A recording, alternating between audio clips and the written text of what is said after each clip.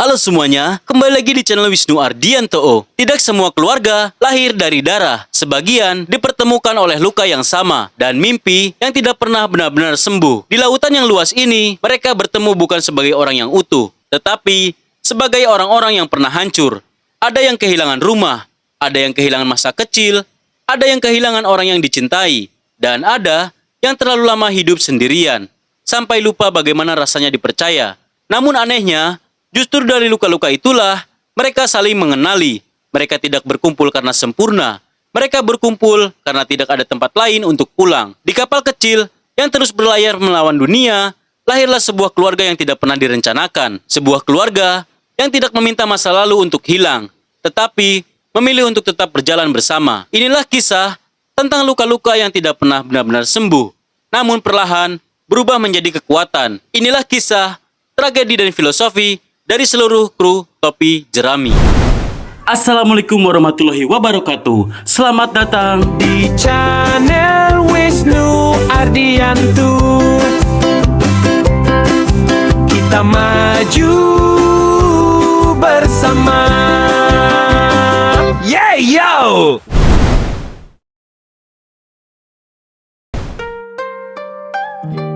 Luffy pertama kali hadir sebagai anak kecil yang ceroboh dan keras kepala. Ia tertawa terlalu keras, menangis terlalu cepat, dan selalu ingin diakui sebagai orang hebat. Namun sejak awal, kehadirannya sudah menyimpan kehampaan. Ayahnya tidak ada, ibunya tidak pernah disebut. Ia tumbuh tanpa penjelasan, tanpa cerita asal-usul yang utuh. Sans datang sebagai sosok sementara, memberi arti mimpi, memberi luka, lalu pergi. Sejak hari itu, Luffy belajar bahwa orang yang kita kagumi bisa menghilang kapan saja. Dan mungkin sejak itulah tawanya menjadi sedikit lebih keras dari seharusnya. Di Es Blue, Luffy tidak mengumpulkan kru berdasarkan kemampuan. Ia mengumpulkan mereka berdasarkan luka. Zoro yang kehilangan tujuan, Nami yang terbelenggu, Usopp yang kesepian, dan Sanji yang dibuang. Setiap kali Luffy muncul di arc ini, ia tidak datang sebagai penyelamat. Ia datang sebagai seseorang yang berkata tanpa kata, "Kamu tidak sendirian lagi."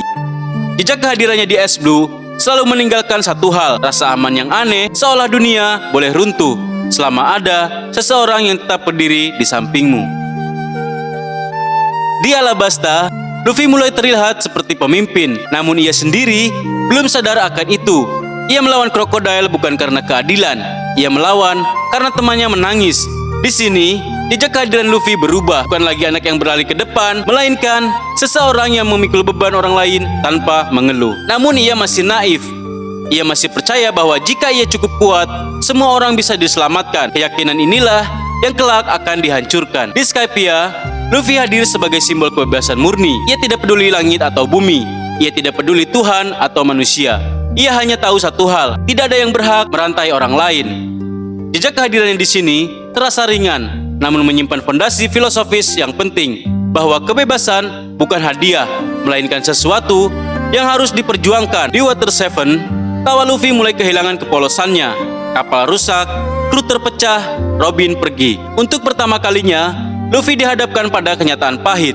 Ia tidak bisa mempertahankan segalanya. Keputusan melawan dunia di Enies Lobby lahir dari satu luka sederhana, takut kehilangan keluarga lagi. Jejak kehadiran Luffy di fase ini dipenuhi kemarahan sunyi, bukan karena dunia jahat, melainkan karena ia tidak siap kehilangan lagi.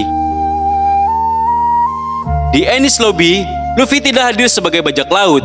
Ia hadir sebagai seseorang yang memilih satu orang di atas dunia. Ketika ia memerintahkan membakar bendera pemerintah dunia, itu bukan deklarasi perang, itu adalah pengakuan luka. Aku sudah terlalu sering kehilangan.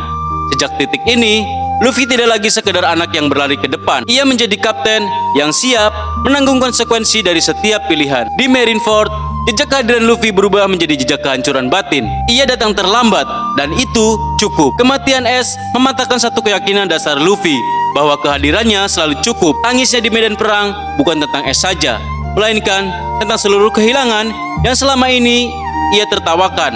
Sejak hari itu, tawa Luffy tidak pernah benar-benar sama. Setelah Marineford, Luffy tidak membalas dunia. Ia mundur, ia belajar, ia berlatih, ia mengakui kelemahannya. Jejak kehadirannya setelah itu lebih sunyi, lebih fokus, lebih berat. Ia masih tertawa, tapi kini tawanya datang dari seseorang yang tahu betul harga kehilangan. Di Wano, Luffy hadir sebagai simbol harapan. sesuatu yang dulu tidak pernah ia rencanakan. Ia tidak lagi hanya melindungi kru, ia melindungi orang-orang yang bahkan belum ia kenal. Namun luka lama tetap ada. Ia tidak ingin menjadi pahlawan, ia hanya tidak ingin melihat orang lain dirantai seperti es. Jejak kehadirannya di Wano adalah jejak kedewasaan, beban besar yang akhirnya ia terima tanpa kehilangan dirinya sendiri. Monkey di Luffy selalu hadir dengan tawa, namun setiap arc meninggalkan satu goresan kecil yang perlahan membentuk dirinya. Ia bukan pahlawan tanpa luka, ia adalah anak kecil yang terus berjalan ke depan agar tidak perlu menoleh ke belakang terlalu lama. Dan mungkin itulah sebabnya setiap kali Luffy tertawa, ada sesuatu yang terasa rapuh di baliknya.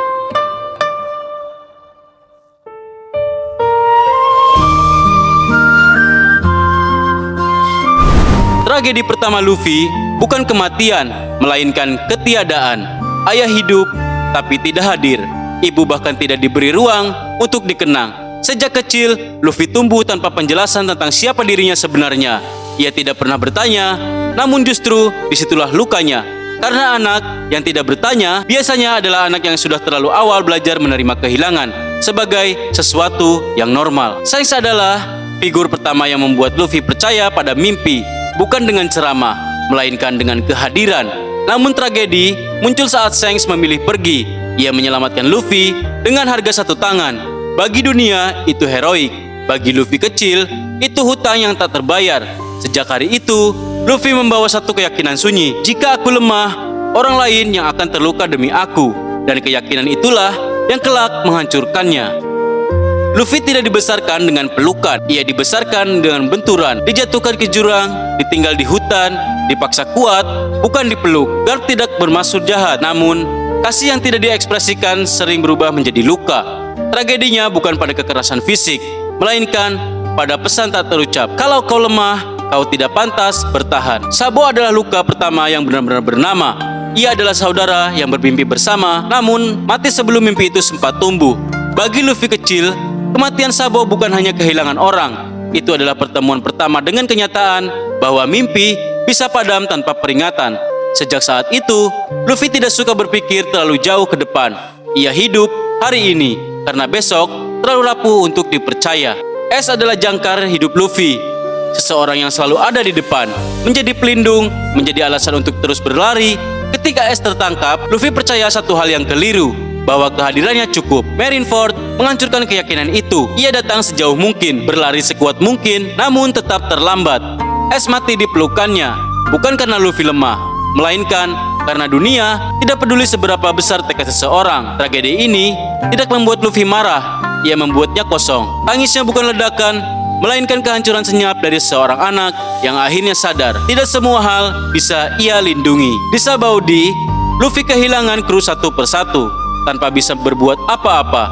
Mereka tidak mati, namun rasa kehilangan itu nyata. Ini adalah tragedi tanpa kematian, namun dengan trauma penuh. Luffy belajar bahwa bahkan sebelum kematian, kehilangan sudah cukup untuk menghancurkan seseorang. Sejak saat itu, ia menjadi lebih protektif, lebih tegas, lebih cepat marah jika kru disentuh. Tragedi terbesar Luffy bukan Ace, bukan Sabo, bukan masa kecilnya. Tragedi terbesar Luffy adalah ia tetap memilih tertawa setelah semuanya. Karena tertawa adalah caranya bertahan. Bukan karena ia tidak terluka, melainkan karena jika ia berhenti tertawa, ia harus menghadapi semua kehilangan sekaligus. Luffy tidak diciptakan oleh kekuatan, ia diciptakan oleh kehilangan yang berulang. Setiap tragedi mengajarinya satu hal, jangan terlalu terikat, tapi jangan tinggalkan siapapun. Jangan takut mati, tapi takutlah jika hidup tanpa melindungi. Dan itulah sebabnya, meski ia mengejar kebebasan, ia selalu berhenti ketika melihat seorang dirantai. Karena di dalam dirinya, ada seseorang anak kecil yang sudah terlalu sering kehilangan.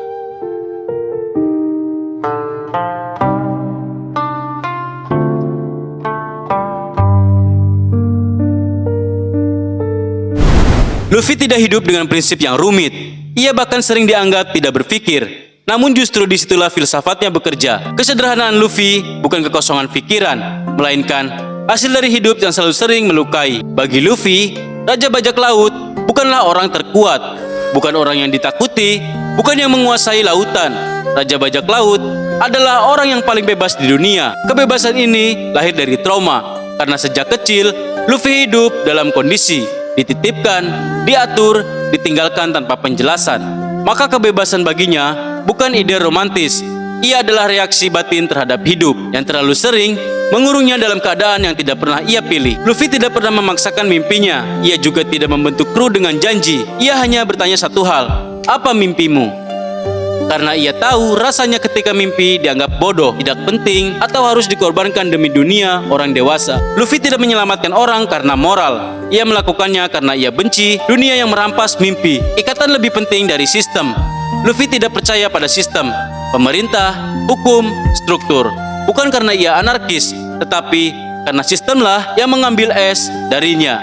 Maka Luffy membangun dunia kecilnya sendiri, kru. Di sana, yang penting bukan pangkat, melainkan kepercayaan. Karena bagi Luffy, kehilangan orang yang dipercaya lebih menyakitkan daripada kematian itu sendiri. Luffy tidak mengejar kekuatan untuk di atas orang lain. Ia mengejarnya agar tidak ada lagi yang mati di depannya tanpa bisa ia cegah. Setelah Marineford, Luffy berhenti bertarung demi ego. Ia bertarung demi cukup kuat untuk tidak terlambat, tidak kehilangan, tidak melihat orang yang ia cintai jatuh lagi. Tawa Luffy sering disalahpahami. Ia dianggap bodoh, padahal tawa itu adalah perlawanan sunyi.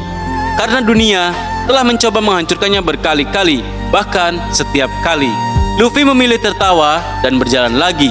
Bukan karena ia menang, tapi ia belum menyerah. Luffy tidak ingin hidup lama. Ia ingin hidup penuh.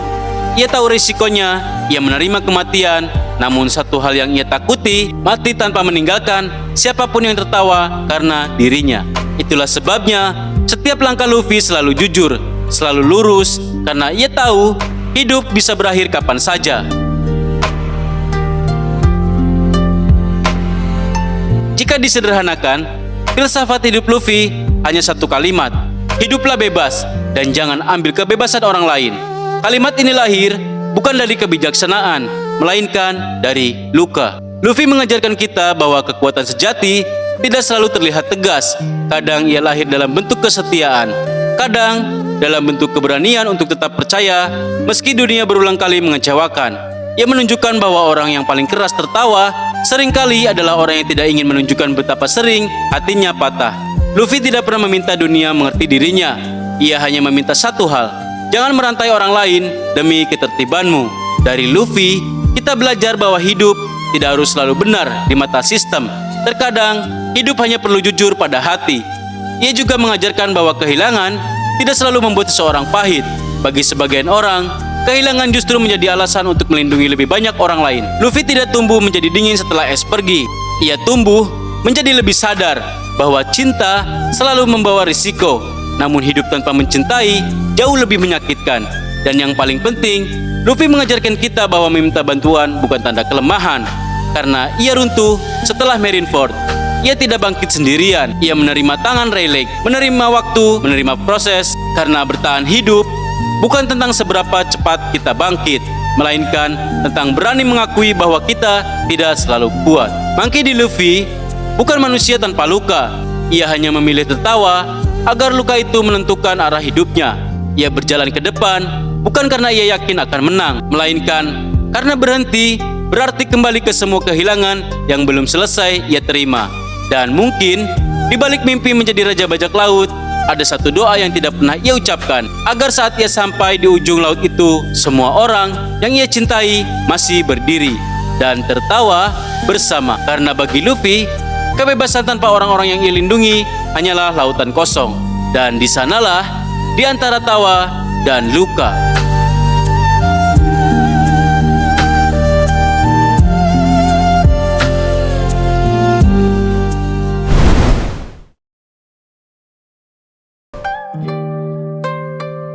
Zoro selalu hadir bukan untuk menerangi cerita, melainkan untuk memberi bayangan pada mimpi orang lain. Di awal perjalanannya, Zoro muncul sebagai sosok yang keras dan terpisah. Ia berdiri sendirian, terikat di tiang, menunggu mati dengan kepala tegak. Pada fase ini, kehadirannya adalah perlawanan terhadap dunia.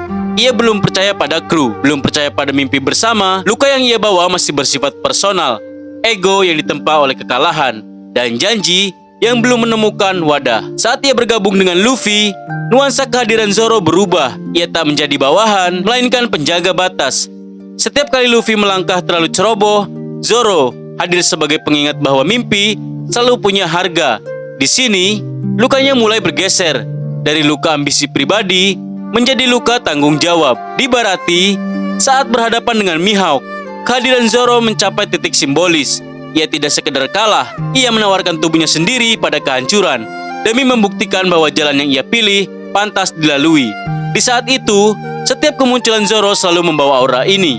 Manusia yang sudah berdamai dengan kemungkinan mati kapan saja. Memasuki Alabasta hingga Enies Lobby, Zoro tidak banyak bicara. Namun setiap kali ia maju, atmosfer cerita mengeras. Ia menjadi fondasi diam yang tidak pernah goyah. Di fase ini, lukanya semakin dalam karena satu hal. Ia mulai hidup bukan hanya untuk janji Kuina, tapi juga untuk kapten yang ia akui. Keputusan untuk menundukkan ego pada mimpi orang lain adalah luka yang jarang disadari, dan Zoro memikulnya tanpa suara. Puncaknya hadir di Thrillbark. Disinilah jejak kehadiran Zoro berubah selamanya. Ia tidak lagi sekedar petarung atau wakil kekuatan kru. Ia menjadi penampung penderitaan. Saat ia mengambil rasa sakit Luffy, kehadirannya meninggalkan luka yang tak terlihat oleh dunia, namun permanen di dalam dirinya sendiri. Sejak di titik ini, Zoro tidak pernah kembali utuh sebagai manusia biasa. Di arc-arc setelahnya, terutama di New World, Zoro hadir sebagai manusia berbeda, lebih tenang, lebih sunyi, lebih berat. Ia jarang ragu, jarang terpukul secara emosional. Bukan karena ia lebih kuat, tapi karena sebagian dirinya sudah mati lebih dulu. Lukanya bukan lagi tentang ambisi atau pengorbanan satu momen, melainkan tentang kehilangan kemampuan untuk mengeluh. Di Wano, jejak kehadiran Zoro mencapai kedewasaan tragis. Ia tidak lagi hanya membawa pedang, tetapi sejarah, warisan, dan kutukan para pendekar sebelum dirinya. Setiap kemunculannya terasa seperti dialog dengan kematian. Ia bertarung bukan untuk menang, melainkan untuk memastikan bahwa ia pantas terus berjalan. Dan di fase itu, satu pola tak pernah berubah. Zoro selalu muncul ketika cerita membutuhkan seseorang yang rela hancur agar yang lain bisa tetap bermimpi.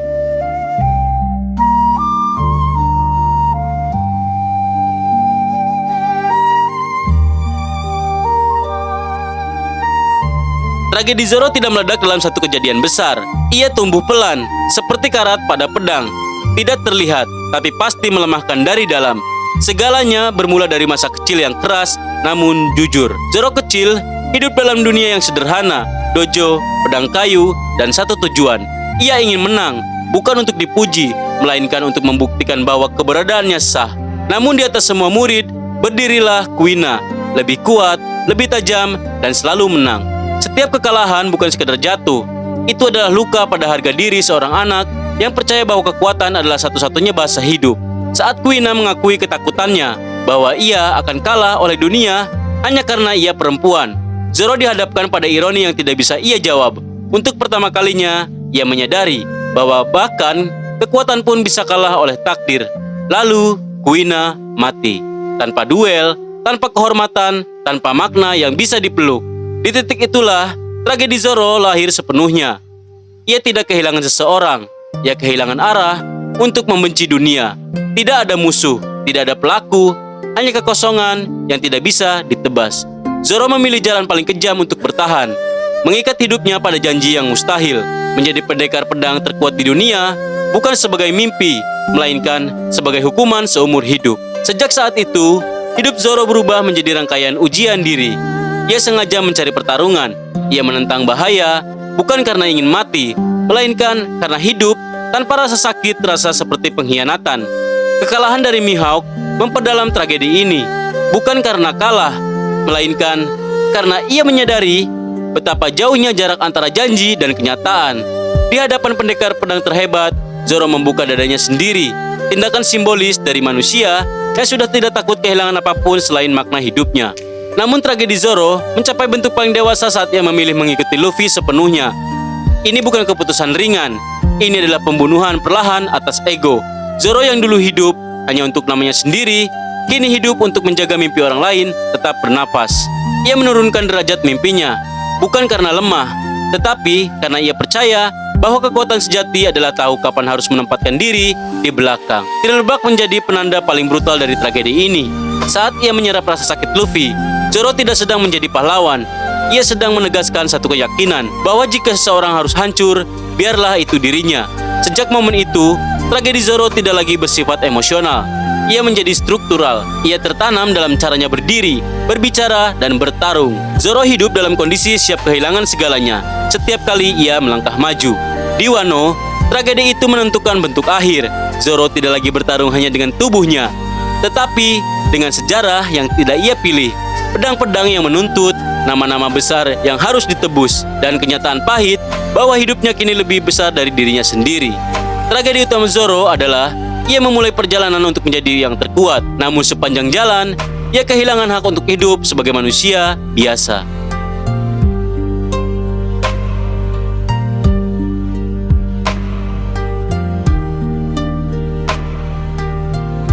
Zoro tidak hadir dengan harapan. Ia hidup dengan keputusan.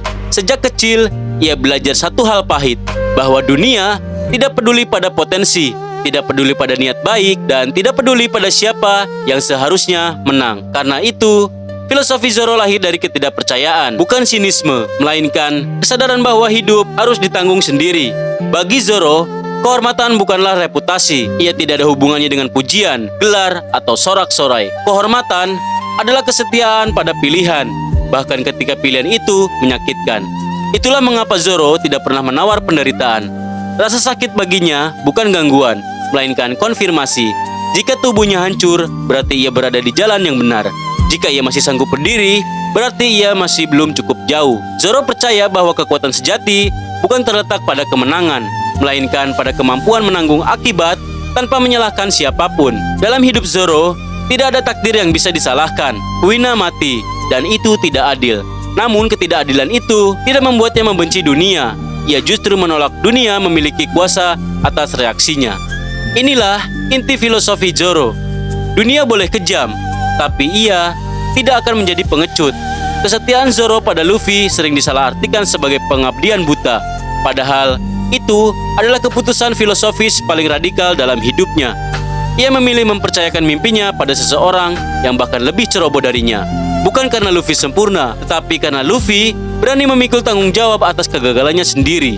Bagi Zoro, seorang pemimpin tidak harus selalu benar. Ia hanya harus siap mati lebih dulu. Filosofi diam Zoro juga bukan kebetulan. Ia jarang menjelaskan, karena ia percaya kata-kata mudah mengkhianati makna. Semakin banyak bicara, semakin besar jarak antara niat dan tindakan. Diam adalah cara Zoro menjaga kejujuran. Jika ia bertahan, itu berarti ia sanggup. Jika ia jatuh, itu berarti ia sudah memberi segalanya. Dalam pertarungan, Zoro tidak mengejar kemenangan bersih. Ia mengejar pertarungan yang pantas. Ia ingin dikalahkan hanya oleh seseorang yang layak, atau menang dengan harga yang sepadan. Karena baginya, hidup tanpa harga adalah bentuk kekalahan paling memalukan. Namun filosofi ini juga membawa tragedi sunyi. Zoro menolak belas kasihan, bahkan dari orang-orang yang mencintainya. Ia memisahkan dirinya dari kemungkinan untuk ditolong, karena baginya, menerima bantuan berarti mengurangi makna penderitaan. Zoro tahu konsekuensinya. Ia tahu jalan ini akan membuatnya kesepian, namun ia tetap berjalan. Karena pada akhirnya, filosofi hidup Zoro bukan tentang menjadi yang terkuat, melainkan tentang menjadi manusia yang tidak lari dari pilihannya sendiri, meski pilihan itu menghancurkannya perlahan.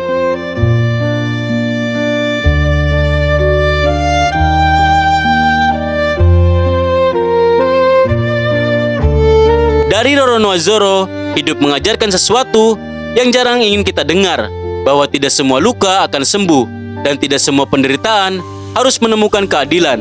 Zoro mengajarkan bahwa kedewasaan bukan soal menjadi kuat, melainkan soal berhenti berharap dunia akan berlaku lembut.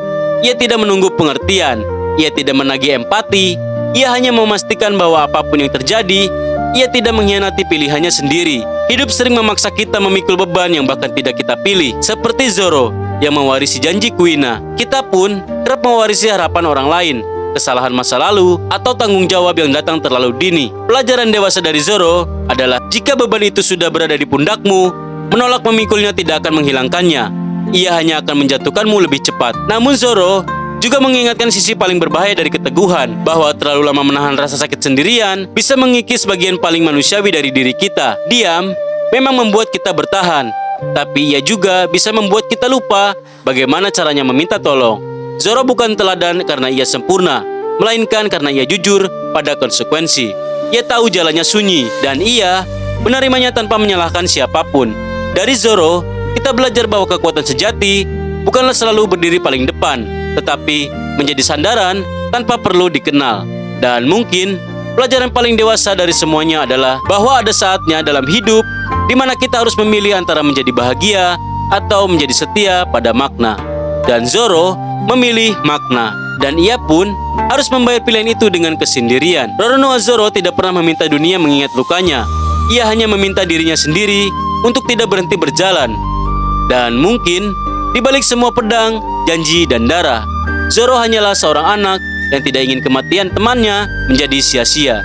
Ia terus melangkah, bukan karena ia yakin akan sampai, melainkan karena berhenti berarti mengkhianati satu-satunya alasan ia masih hidup.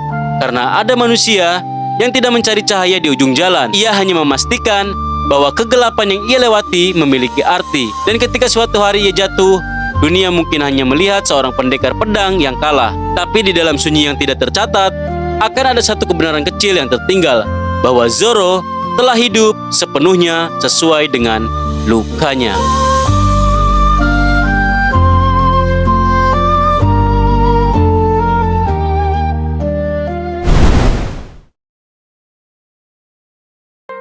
Sejak awal kemunculannya, Nami selalu datang membawa jarak. Ia hadir di kapal, tetapi tidak pernah benar-benar tinggal. Setiap senyum adalah perhitungan. Setiap tawa adalah kamuflase dari ketakutan lama. Takut kehilangan, takut bergantung, takut kembali ditinggalkan. Di Orange Stone dan Syrup Village, jejak kehadiran Nami selalu meninggalkan rasa curiga. Ia membantu seperlunya, lalu pergi. Bukan karena tidak peduli, tetapi karena ia sudah terlalu sering peduli dan membayarnya dengan darah. Ia mencuri dari bajak laut lain bukan untuk kesenangan, melainkan sebagai latihan bertahan hidup. Setiap emas yang ia ambil adalah jaminan semu bahwa suatu hari desanya bisa bebas, bahwa pengorbanan Belmer tidak sia-sia. Di Arlong Park, jejak kehadiran Nami berubah total. Ia tidak lagi menjadi pencuri yang licin, tetapi tawanan yang kelelahan. Di sini, Nami hadir sebagai simbol perbudakan yang sunyi. Ia bekerja untuk Arlong bukan karena setia, melainkan karena putus asa. Setiap peta yang ia gambar adalah siksaan, karena tangannya dipaksa melayani monster yang membunuh ibunya di depan matanya.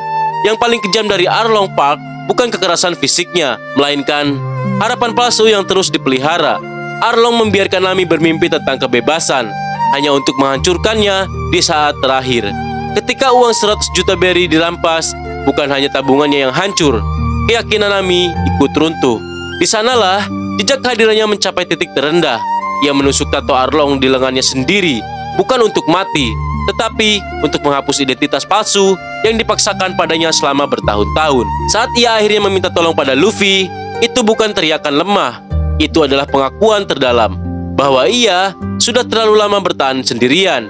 Topi jerami yang diletakkan di kepalanya menjadi momen ketika Nami untuk pertama kalinya dipercaya tanpa syarat, tanpa diminta menjelaskan, tidak diminta membuktikan kesetiaan, dan tidak diminta untuk membuktikan kesetiaan. Setelah Arlong Park, jejak kehadiran Nami selalu membawa bekas trauma itu. Marah saat bahaya datang terlalu dekat, emosional saat anggota kru terluka, karena kehilangan bukan lagi konsep baginya, melainkan ingatan. Di setiap badai besar yang ia hadapi, ada gema Arlong Park di matanya. Namun bedanya, kini ia tidak lagi sendirian melawan arus. Arlong Park tidak menghilangkan luka Nami, ia hanya memberinya ruang untuk bernapas. Dan sejak hari itu, setiap langkah Nami di kapal bukan lagi pelarian, melainkan pilihan. Di Alabasta, Skypiea, hingga New World, Nami selalu hadir sebagai pengingat bahwa bertahan hidup bukan hanya soal kekuatan, tetapi soal membaca arah angin sebelum badai menghancurkan segalanya.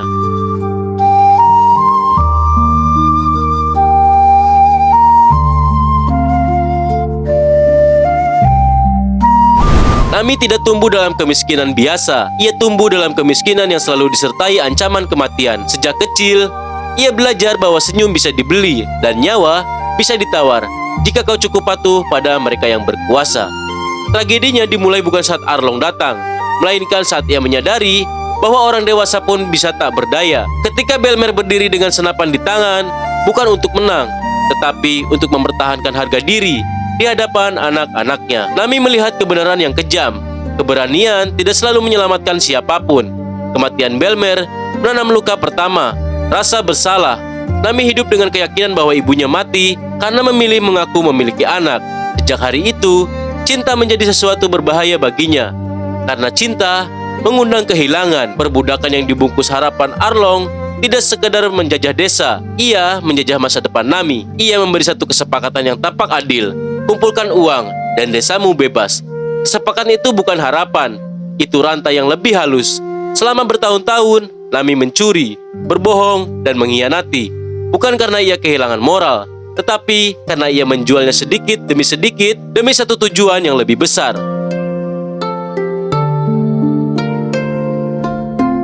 Pengkhianatan yang mematahkan keyakinan tragedi terbesar Nami bukan kekerasan Arlong, melainkan saat dunia kembali mengkhianatinya. Ketika uangnya dirampas oleh marinir korup, ia menyadari bahwa bahkan aturan yang ia patuhi pun tidak berpihak padanya. Di titik itu, Nami kehilangan satu-satunya hal yang ia percayai, logika pengorbanan. Jika berbuat jahat demi kebaikan tetap berakhir dengan kehancuran, lalu apa gunanya bertahan?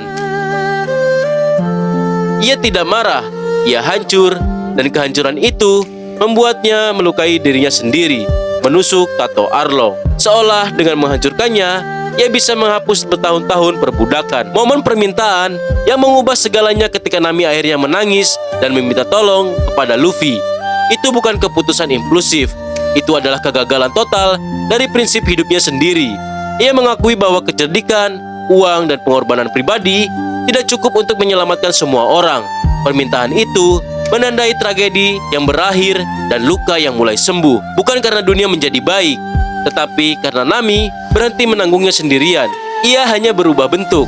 Traumanya hidup dalam kepanikan terhadap kehilangan, dalam kemarahannya saat kru meremehkan bahaya, dalam obsesinya pada keselamatan. Ia tidak menjadi bebas dari luka. Ia belajar hidup berdampingan dengannya. Nami selamat bukan karena ia paling kuat, tetapi karena ia paling lama bertahan. Dan di dunia yang kejam, itu seringkali sudah lebih dari cukup. Nami tidak pernah percaya dunia akan menjadi adil. Ia percaya dunia bisa dipelajari, bisa dibaca, diprediksi, dihindari. Seperti cuaca yang selalu berubah, namun selalu meninggalkan tanda bagi mereka yang mau peka. Baginya, keberanian tanpa perhitungan hanyalah bentuk lain dari keputusasaan. Ia tidak melawan badai untuk membuktikan siapa yang paling kuat. Ia memilih bertahan agar esok masih ada. Nami hidup dengan satu keyakinan pahit. Yang paling dulu mati adalah mereka yang terlalu cepat percaya. Namun di balik itu, ia juga menyimpan keyakinan yang lain yang lebih sunyi, bahwa hidup akan terasa hampa jika tidak ada siapapun yang ingin ia lindungi. Maka lahirlah paradoks dalam dirinya. Ia mencintai kru topi jerami, namun selalu takut mencintai terlalu dalam. Karena mencintai berarti membuka peluang untuk kehilangan sekali lagi.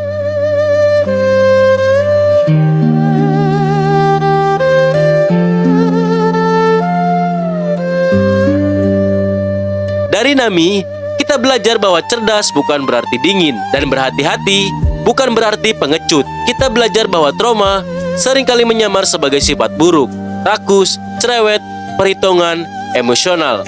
Padahal di baliknya, ada seseorang yang terlalu sering gagal diselamatkan. Nami mengajarkan bahwa meminta tolong bukan tanda kelemahan, melainkan pengakuan paling jujur tentang batas diri. Ia juga mengajarkan satu hal yang jarang dibicarakan, bahwa tidak semua luka ingin disembuhkan. Sebagian luka hanya ingin diakui agar tidak lagi mengendalikan hidup kita secara diam-diam. Nami masih menghitung risiko, masih takut kehilangan, masih membaca arah angin sebelum melangkah. Namun kini, ia tahu satu hal yang dulu tidak pernah ia miliki, tempat untuk pulang meski badai datang tanpa peringatan. Dan mungkin itulah arti kebebasan yang selama ini ia cari.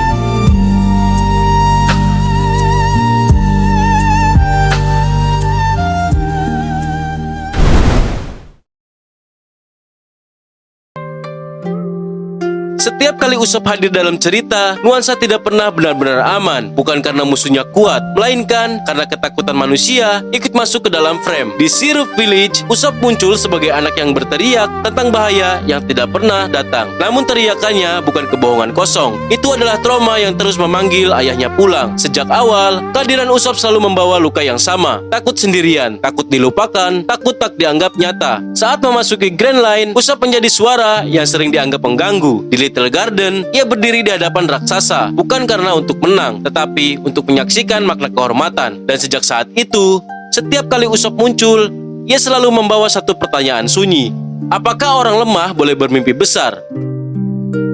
Di Alabasta, kehadirannya mencapai titik penting. Usopp yang hampir mati tetap berdiri demi satu kalimat yang menyentuh harga diri Luffy. Di sana, ia bukan pejuang, ia adalah penjaga makna, orang yang menolak membiarkan mimpi diinjak, meski tubuhnya sendiri remuk. Lalu datang Skypiea. Di langit yang sakral, Usopp tidak merasa terangkat. Ia justru semakin sadar betapa kecil dirinya. Namun di sanalah ia menembak dewa, bukan karena berani, tapi karena tidak ingin mati sebagai orang yang lari. Setiap kemunculannya selalu diiringi rasa takut yang sama, namun dengan keputusan yang sedikit lebih dewasa. Di Water 7, jejak Usopp berubah menjadi luka terbuka. Ia tidak lagi hadir sebagai kru, melainkan sebagai konflik batin yang berdiri berseberangan dengan kaptennya sendiri. Saat ia pergi, kehadirannya justru terasa paling berat. Kru kehilangan suara ragu dan tanpa sadar kehilangan sisi paling manusiawi mereka. Ketika ia kembali sebagai Sogeking, Usopp hadir sebagai paradoks. Ia ada tapi bersembunyi, berani tapi berjarak. Topeng itu bukan pelarian, melainkan cara luka untuk tetap berfungsi. Di Trilebak, Sabaody hingga Dressrosa, pola yang sama terus berulang. Setiap kali krisis datang, Usopp selalu muncul sebagai yang paling takut. Namun justru karena itu, ia menjadi yang paling sadar akan taruhannya. Di Dressrosa, ketika ia hampir mengkhianati kepercayaan sendiri, Usopp mencapai puncak luka manusia. Ia lari, dan saat ia kembali, bukan karena kuat, melainkan karena tak sanggup hidup sebagai pengecut dalam ingatannya sendiri. Setiap kehadiran Usopp selalu meninggalkan jejak yang sama. Ketakutan yang diakui, rasa kecil yang dipeluk, dan keberanian yang lahir terlambat namun selalu tepat waktu. Tragedi Usopp tidak datang dari satu ledakan besar. Ia tumbuh perlahan, seperti karat pada besi, diam tapi melemahkan dari dalam. Usopp kecil hidup dengan satu cerita yang selalu diulang. Ayahnya pergi demi laut, dan ibunya menunggu sambil tersenyum. Namun senyum itu menutupi satu kenyataan kejam, penantian yang tak pernah dibalas. Saat ibunya sakit, Usopp berbohong setiap hari. Ia berteriak bahwa bajak laut akan datang, bukan karena ia percaya, tapi karena ia ingin dunia menempati satu janji saja. Ketika ibunya mati, tidak ada kapal di Cakrawala. Yang tersisa hanyalah anak kecil yang belajar satu hal pahit. Harapan bisa menjadi luka jika terlalu lama dipelihara sendirian. Sejak saat itu, Usopp tumbuh dengan satu keyakinan sunyi. Jika ia tidak cukup penting, maka ia akan ditinggalkan. Tragedi itu membentuk seluruh hidupnya. Ia menjadi pembohong, bukan untuk menipu, melainkan untuk menjaga dunia tetap ramah. Ia menciptakan kisah kepahlawanan karena dirinya sendiri belum percaya bahwa ia layak menjadi pahlawan. Namun tragedi puncak Usopp bukan di masa kecil. Ia terjadi saat ia sudah cukup dewasa untuk menyadari posisinya. Di Water 7, Going Merry rusak, dan kalimat tidak bisa diperbaiki terdengar seperti vonis yang lebih besar dari kapal. Usopp tidak mendengar tentang kayu yang retak. Ia mendengar tentang manusia yang tak lagi berguna. Ia menatap Luffy, dan untuk pertama kalinya, ia melihat jarak. Bukan jarak kekuasaan, tetapi jarak nilai diri. Pertarungan mereka adalah tragedi murni. Usopp menyiapkan semua strategi, bukan untuk menang, melainkan untuk membuktikan bahwa ia pantas diperjuangkan. Dan saat ia kalah, tragedinya lengkap. Bukan karena tubuhnya hancur, melainkan karena ketakutannya terbukti. Ia pergi bukan sebagai pemberontak, tetapi sebagai orang yang memilih terluka sendirian daripada menunggu ditinggalkan. Ketika ia kembali di Enies Lobby dengan topeng Sogeking, itu bukan kelahiran keberanian, itu adalah mekanisme bertahan hidup. Ia membantu menyelamatkan Robin, namun tetap bersembunyi dari dirinya sendiri. Dan tragedi terakhir Usopp adalah yang paling sunyi. Ia tahu bahwa ia dicintai, namun luka lamanya membuatnya tak pernah benar-benar yakin bahwa cinta itu permanen. Tragedi Usopp tidak pernah benar-benar selesai. Ia hanya berubah bentuk, dari luka kehilangan menjadi luka harga diri, menjadi luka penerimaan diri. Dan justru karena itu, Usopp adalah tragedi yang paling dekat dengan kehidupan nyata manusia biasa.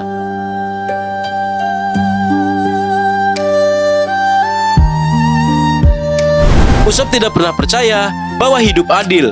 Ia percaya bahwa hidup menguji yang paling sadar akan kelemahannya. Berbeda dari Luffy, yang melangkah karena keyakinan, atau Zoro yang hidup dalam prinsip keras. Usopp melangkah dengan satu pertanyaan yang terus berulang. Apakah aku cukup jika aku seperti ini? Filosofi Usopp lahir dari ketakutan yang tidak disangkal. Ia tidak menutupinya dengan kemarahan. Ia tidak menenggelamkannya dengan ambisi. Ia mengakuinya, dan justru dari pengakuan itu muncul keberanian yang paling manusiawi. Bagi Usopp, keberanian bukanlah berdiri di depan tanpa rasa takut.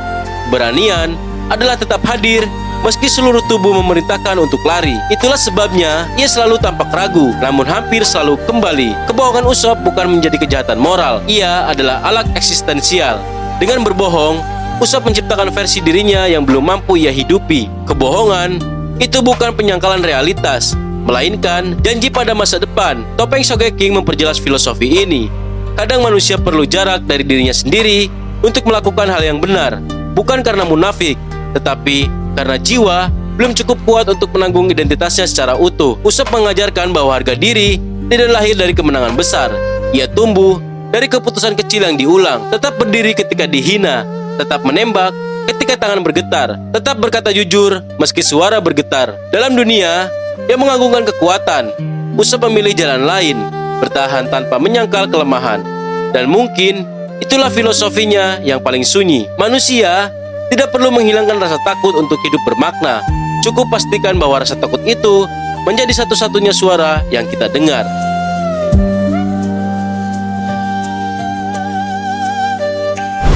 Usopp mengajarkan bahwa tidak semua orang ditakdirkan untuk menjadi simbol. Sebagian dari kita hanya diminta untuk tetap ada, meski dengan tangan gemetar dan nafas tak beraturan. Pelajaran pertama yang paling pahit adalah merasa kecil bukanlah kegagalan. Kegagalan terjadi saat kita mulai percaya bahwa rasa kecil itu membuat kita tak layak dicintai. Usopp berkali-kali ingin lari, dan kadang ia benar-benar lari. Namun hidup dewasa tidak diukur dari seberapa jarang kita jatuh, melainkan dari kejujuran kita saat mengakui jatuh itu sendiri. Pelajaran kedua, harga diri tidak tumbuh dari pujian, tetapi dari bertahan tanpa saksi. Banyak keberanian Usopp tidak dirayakan, tidak dicatat, tidak dipuji, namun justru di sanalah nilainya. Ia tetap melakukan yang benar, meski tidak ada yang melihat. Pelajaran ketiga yang paling sunyi, kita tidak harus selalu kuat untuk pantas berada di suatu tempat. Usopp tidak bertahan di topi jerami karena ia paling berguna. Ia bertahan karena ia jujur dengan lukanya, dan kejujuran itu menciptakan ikatan yang tidak bisa dibentuk oleh kekuatan semata. Dan mungkin pelajaran terakhir yang hanya bisa dipahami setelah lelah, keberanian sejati bukan saat kita menang, melainkan saat kita berhenti membenci diri sendiri karena takut. Pada akhirnya, Usopp tidak pernah menjadi pria tanpa rasa takut. Ia tetap berbohong sesekali, ia tetap gemetar sebelum bertindak. Namun kini ia tahu satu hal yang dulu tak pernah ia yakini, bahwa menjadi rapuh tidak berarti harus pergi. Dan di dunia yang terus menuntut kita kuat, Usopp memilih tinggal sebagai manusia biasa yang akhirnya menerima dirinya sendiri, perlahan dan tanpa suara.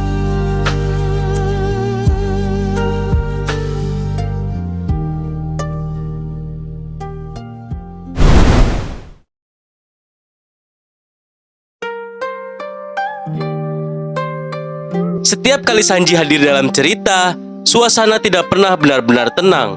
Bukan karena ia menciptakan konflik, melainkan karena ia menyerap konflik itu ke dalam dirinya sendiri. Di Baratie, Sanji muncul sebagai pelayan yang mudah marah, namun tidak pernah menolak orang lapar. Sejak awal, kehadirannya selalu membawa satu pesan diam-diam.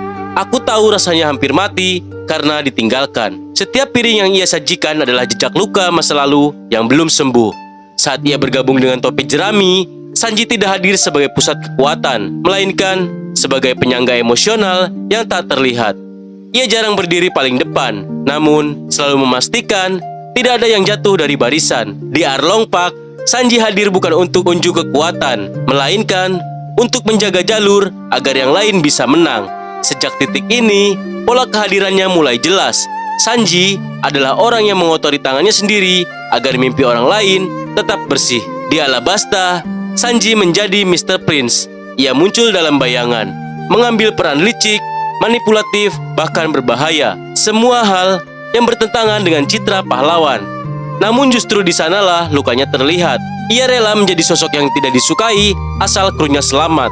Di Enies Lobby, Kehadiran Sanji semakin sunyi. Ia tidak mencari sorotan.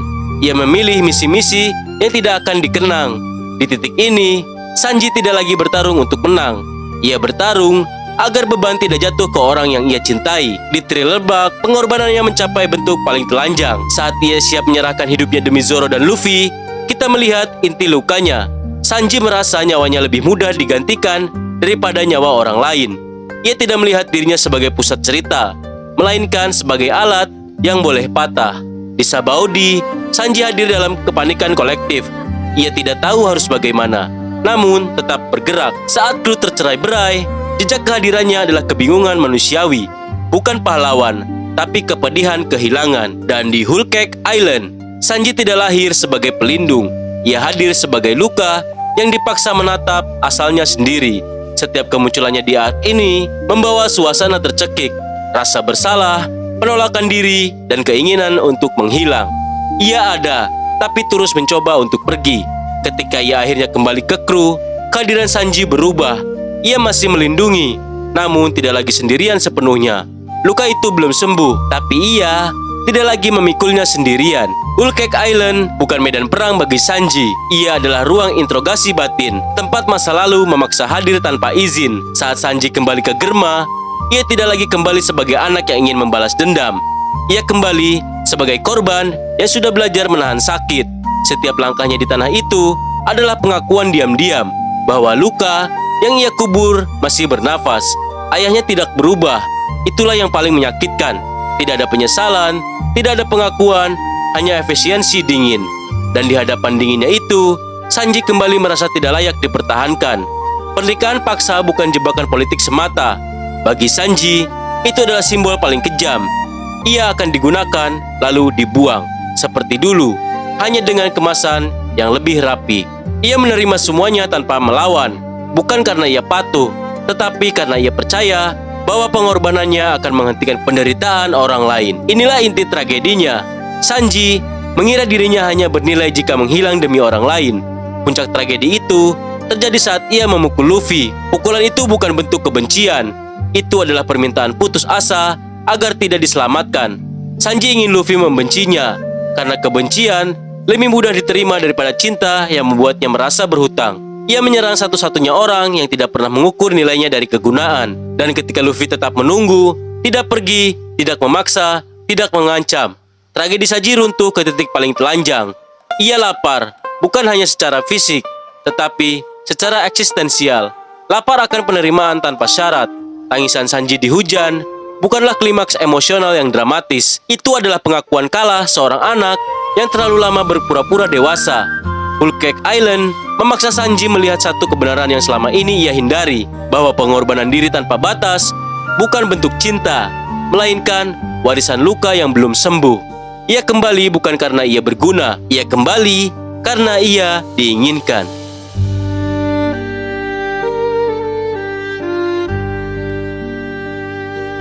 Tragedi Sanji dimulai dari rumah yang seharusnya melindungi, justru menjadi tempat penghancuran identitas. Ia dilahirkan sebagai eksperimen, diukur bukan dari hati, tapi dari kegunaan. Ketika ia gagal memenuhi standar kekuatan, ia tidak dimarahi, ia dihapus. Ayahnya tidak membencinya, itulah tragedinya. Ayahnya hanya menganggap Sanji tidak layak diakui. Ibunya mencintainya, namun cinta itu dibayar dengan nyawa. Sejak saat itu, Sanji membawa rasa bersalah yang tidak pernah ia ucapkan, bahwa keberadaannya menyebabkan kehilangan. Sanji kecil bukan anak yang lemah, ia hanya anak yang memilih merasa. Dan di keluarga Vinsmoke, itu adalah dosa terbesar. Di rumah itu, ayah bukan pelindung, ia adalah arsitek kehancuran emosi. Jaji Vinsmoke tidak membesarkan anak, ia membangun senjata. Saudara-saudara Sanji, Ichiji, Niji, Yonji, dilahirkan tanpa empati. Tubuh mereka dimodifikasi, hati mereka dimatikan sebelum sempat tumbuh, dan Sanji gagal dimodifikasi.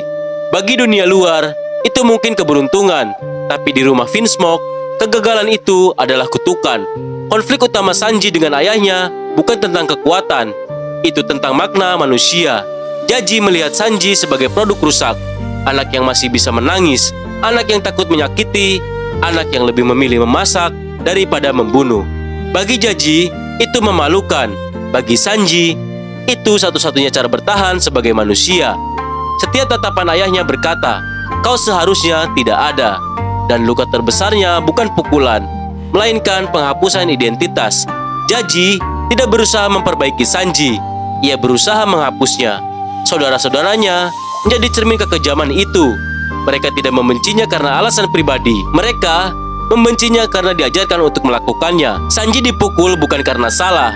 Ia dipukul karena berbeda. Ia dikurung, diejek, diinjak, sementara ayahnya menonton dengan dingin. Tidak ada keadilan, tidak ada pembelaan. Hanya satu anak yang bertanya dalam diam, "Kalau aku tidak kuat, apakah aku tidak pantas dicintai?" Puncak tragedi itu terjadi saat Jaji mengurung Sanji, bukan di penjara musuh, tapi di ruang bawah tanah rumahnya sendiri, dengan topeng besi di wajah, dengan tangan kecil yang gemetar, dengan mimpi yang hampir mati, seorang anak yang dikubur hidup-hidup oleh keluarganya sendiri karena ia masih punya hati. Dan di sanalah filosofi Sanji lahir, bukan dari api, bukan dari amarah, tapi dari keputusan sunyi. Jika dunia ini hanya menghargai kekuatan, maka aku akan hidup untuk melindungi yang lemah. Dan inilah tragedi utama Sanji. Ia dibenci bukan karena jahat, melainkan karena terlalu manusia. Ia disingkirkan bukan karena gagal, melainkan karena tidak mau menjadi monster. Dan ironi paling kejamnya, semua nilai yang dianggap cacat oleh Jaji justru yang membuat Sanji menjadi lebih besar daripada seluruh keluarganya. Sanji tumbuh bukan untuk membuktikan ayahnya salah. Ia tumbuh untuk memastikan bahwa luka itu berhenti di dirinya. Dan sampai hari ini, setiap kali Sanji memasak untuk orang lain, itu bukan sekedar makanan. Itu adalah perlawanan paling sunyi terhadap ayah yang ingin menghapus hatinya. Ketika ia diselamatkan Zeff, Sanji belajar satu nilai ekstrim. Hidup harus dibalas dengan hidup. Kelaparan harus ditebus dengan pengabdian tanpa syarat. Dan di Whole Cake Island, saat ia kembali dipaksa mengenakan nama keluarganya, Sanji pecah. Ia menolak pertolongan. Ia memukul Luffy bukan karena benci, melainkan karena merasa dirinya tidak pantas diselamatkan.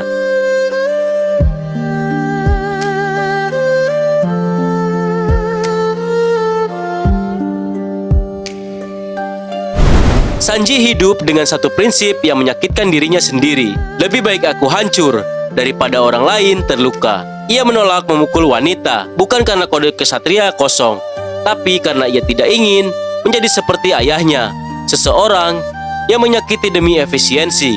Bagi Sanji, kekuatan tanpa empati adalah kehampaan, dan cinta, meski membuatnya rapuh, adalah satu-satunya bukti bahwa ia bukan monster hasil eksperimen. Ia memilih menjadi baik, bukan karena dunia adil, tetapi karena ia tahu rasanya hidup tanpa kebaikan.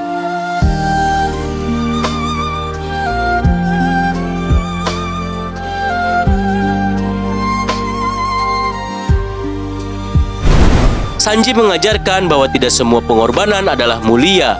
Sebagian hanya cara halus untuk menghilang tanpa meninggalkan rasa bersalah. Pelajaran pertama yang paling dewasa adalah menyerahkan diri terus-menerus bukan bentuk cinta, melainkan kelelahan yang belum diakui. Sanji rela menikah, rela dihina, rela dipatahkan, bukan karena ia kuat, tetapi karena ia percaya penderitaan pribadinya lebih ringan daripada penderitaan orang lain. Pelajaran kedua, kebaikan yang lahir dari trauma perlu disembuhkan, bukan dieksploitasi. Sanji baik bukan karena dunia membentuknya demikian, melainkan karena ia tahu rasanya hidup tanpa kebaikan. Namun jika kebaikan itu terus diperas, ia berubah menjadi alat yang melukai diri sendiri. Dan pelajaran ketiga adalah pelajaran yang paling sunyi. Menerima pertolongan adalah bentuk keberanian yang sering disalahpahami sebagai kelemahan. Sanji memukul Luffy karena ia tidak sanggup menerima cinta yang tidak menuntut balasan. Bagi orang yang dibesarkan dengan syarat, cinta tanpa syarat terasa mencurigakan. Dan pelajaran terakhir yang hanya bisa dipahami setelah hancur, kita tidak perlu menderita untuk pantas dicintai, tidak perlu membayar hidup dengan luka demi mendapatkan tempat di hati orang lain.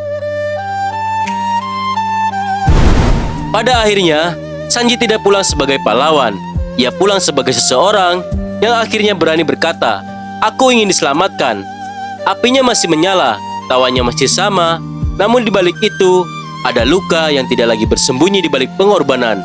Dan mungkin Itulah kemenangan Sanji yang sesungguhnya, bukan saat ia melindungi semua orang, melainkan saat ia berhenti percaya bahwa dirinya harus hancur agar pantas untuk tinggal.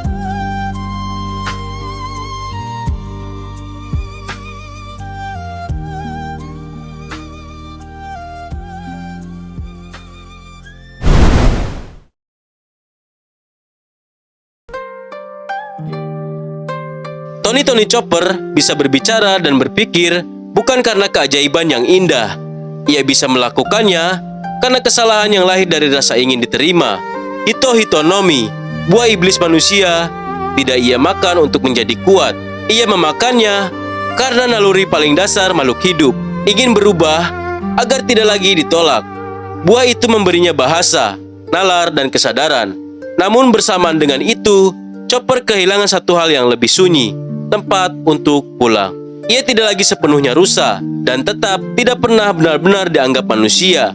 Kemampuan berpikir membuatnya memahami luka lebih dalam. Kemampuan berbicara membuatnya mampu memohon, namun juga menyadari penolakan. Jika sebelumnya ia hanya merasakan sakit, setelah menjadi manusia, ia mengerti mengapa ia disakiti. Dan itulah tragedinya. Kesadaran tidak selalu membebaskan. Kadang, ia justru membuat luka terasa lebih nyata.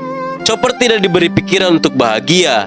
Ia diberi pikiran agar ia menyadari kesepiannya sendiri. Namun dari kesadaran itulah lahir pilihan. Bukan untuk membenci dunia, melainkan untuk memahami dan menyembuhkannya. Karena hanya mereka yang pernah merasa bukan siapa-siapa yang benar-benar mengerti arti menjadi manusia.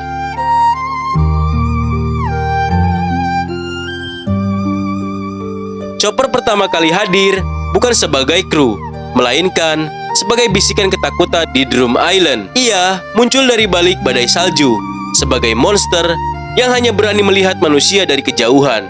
Setiap langkahnya ragu, setiap tatapannya selalu bertanya, apakah kali ini aku akan diusir lagi? Di fase ini, Chopper bukan karakter. Ia adalah trauma yang berjalan. Saat Luffy dan kawan-kawan datang, kehadiran Chopper mulai berubah. Namun, lukanya belum. Ia membantu, menyembuhkan, berlari ke sana kemari, namun selalu siap ditinggalkan. Ia percaya pada kebaikan, tapi tidak pernah percaya pada kebaikan itu akan bertahan. Ketika resmi bergabung dengan topi jerami, Chopper tidak masuk sebagai dokter yang percaya diri. Ia masuk sebagai anak kecil yang akhirnya diizinkan duduk di meja yang sama. Tawanya lebih keras, reaksinya lebih berlebihan, karena bagi orang yang lama kesepian, diterima itu menakutkan. Takut hanya sementara. Di Alabasta dan Skypiea, jejak kehadiran Chopper mulai bergeser. Ia selalu berada di garis antara keberanian dan kepanikan. Ia bertarung bukan karena yakin akan menang, tetapi karena ada orang yang tidak boleh ia biarkan terluka. Setiap kali ia maju, kita melihat luka lama bekerja, takut kehilangan lagi. Monster Point menandai fase baru jejaknya. Untuk pertama kalinya, Chopper memilih menjadi hal yang paling ia benci, monster, demi melindungi orang lain. Sejak saat itu, setiap kemunculannya membawa dilema sunyi. Apakah aku menyelamatkan mereka? Atau hanya membuktikan bahwa dunia benar menyebutku monster? Di Enies Lobby hingga Thrillbark, Chopper semakin jarang ragu melukai dirinya sendiri demi orang lain.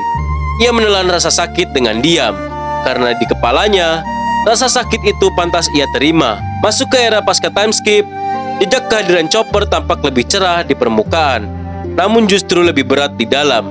Ia tersenyum lebih sering, tapi juga memikul tanggung jawab lebih besar, menjadi penyangga nyawa di medan perang yang semakin kejam. Di Pang Hazard dan Wano, Chopper hadir sebagai dokter di tengah kegilaan dunia, bukan hanya menyembuhkan luka fisik, tetapi berusaha menjaga sisa kemanusiaan di tengah racun, wabah, dan perang. Ia berdiri melawan virus, seolah berdiri melawan rasa masa lalunya sendiri, penyakit bernama penolakan. Dan di setiap kemunculannya hingga kini, Chopper selalu meninggalkan satu nuansa yang sama, kehangatan yang lahir dari luka, dan keteguhan yang tumbuh dari rasa takut kehilangan. Ia tidak pernah datang membawa wibawa. Ia datang membawa kesedihan untuk terluka lebih dulu, agar orang lain bisa bertahan sedikit lebih lama. Tragedi Chopper tidak meledak dalam satu peristiwa besar. Ia tumbuh perlahan, seperti dingin yang meresap ke tulang tanpa disadari. Sejak kecil, Chopper belajar bahwa dunia tidak selalu memukul untuk menyakiti. Kadang, dunia hanya membiarkanmu sendirian, dan itu lebih kejam. Ia diusir oleh kawanan rusa karena tanduk birunya. Ia ditembak oleh manusia karena bentuk tubuhnya. Dua dunia yang seharusnya bisa ia sebut rumah, menolaknya tanpa kompromi. Di titik itu, Chopper tidak marah. Ia justru menyimpulkan sesuatu yang mengerikan. Pasti aku yang salah. Kesimpulan inilah yang menjadi luka paling dalam, bukan penolakan, melainkan internalisasi rasa bersalah. Ketika Dr. Hiriluk muncul, Chopper akhirnya belajar satu rasa yang belum pernah ia kenal, diterima. Bukan sebagai monster, bukan sebagai rusa aneh, tapi sebagai anak. Namun tragedi tidak pernah datang dengan kasar. Ia datang dengan harapan. Saat Hiriluk sakit, Chopper tidak ragu menembus badai salju untuk mencari obat dan kembali dengan tangan gemetar, meyakini bahwa cintanya cukup untuk menyelamatkan. Dan di sanalah luka itu mengunci hidupnya, karena obat yang ia bawa adalah racun. Karena niat baiknya justru mempercepat perpisahan. Karena cinta yang ia pahami dengan polos berujung pada kehilangan yang tidak bisa ditarik kembali. Sejak hari itu, Chopper hidup dengan satu keyakinan sunyi. Aku berbahaya bagi orang yang kucintai. Itulah mengapa ia takut pada Monster Point.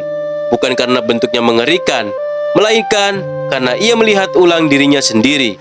Anak kecil yang ingin menolong, namun justru menghancurkannya. Tragedi Chopper berlanjut bahkan setelah ia menjadi dokter. Setiap pasien yang hampir mati, setiap luka yang tak sempat ia sembuhkan, selalu beresonansi dengan masa lalunya. Ia tidak menangis keras, ia menyimpan. Karena bagi Chopper, menangis bukan tanda kehilangan, melainkan bukti bahwa ia gagal lagi. Dan mungkin luka terdalamnya bukan kehilangan Hiriluk, melainkan kenyataan bahwa meski telah menyelamatkan ratusan nyawa, ia tetap menilai dirinya dari satu kesalahan yang tak pernah dimaafkannya sendiri.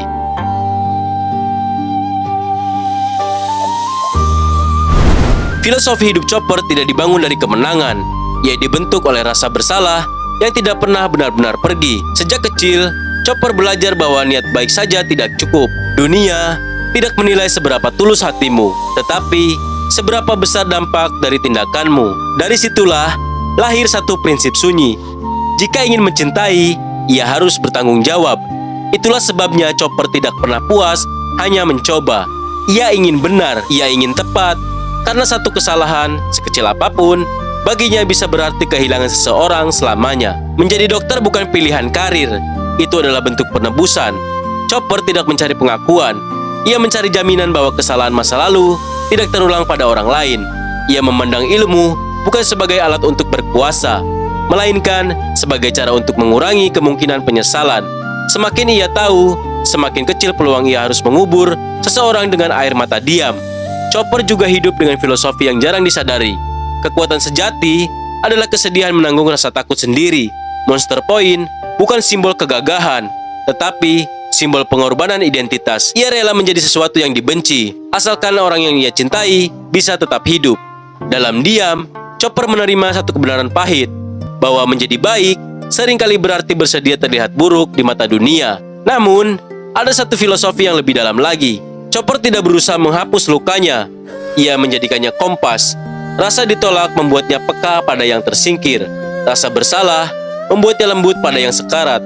Kesepian membuatnya hadir sepenuhnya ketika orang lain membutuhkan. Bagi Chopper, menjadi manusia bukan tentang bentuk tubuh atau suara. Menjadi manusia adalah kemampuan memilih peduli, bahkan setelah dunia mengajarimu untuk takut peduli. Ia tidak percaya bahwa luka harus sembuh dulu, baru seseorang pantas menolong orang lain. Justru luka itulah yang membuat pertolongan menjadi jujur.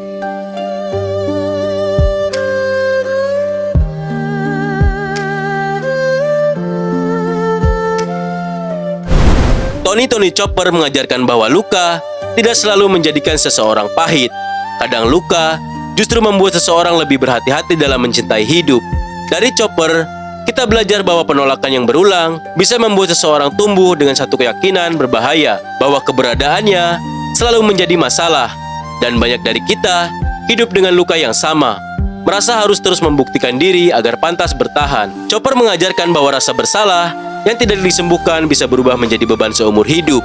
Namun alih-alih membiarkannya membusuk, ia memilih mengolahnya menjadi tanggung jawab. Ia tidak menyangkal masa lalunya, Ia menggunakannya sebagai alasan untuk menjadi lebih teliti, lebih peduli, lebih hadir. Pelajaran lain yang paling sunyi adalah menjadi lembut. Di dunia yang kejam bukanlah kelemahan. Itu adalah pilihan sadar yang lahir dari luka, bukan dari ketidaktahuan. Chopper juga mengajarkan bahwa kita tidak harus menunggu sembuh sepenuhnya untuk berguna bagi orang lain.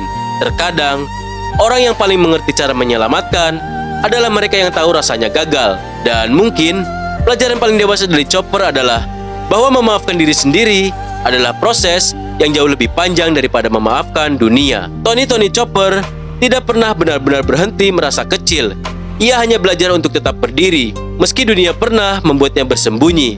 Ia tidak menghapus lukanya, ia berjalan bersamanya. Dan mungkin, di dunia yang sering menilai kita dari kesempurnaan, Chopper berbisik pelan bahwa hidup tidak menunggu kita menjadi utuh untuk memberi arti. Kadang, arti itu lahir justru dari retakan yang kita jaga agar tidak melukai siapapun lagi.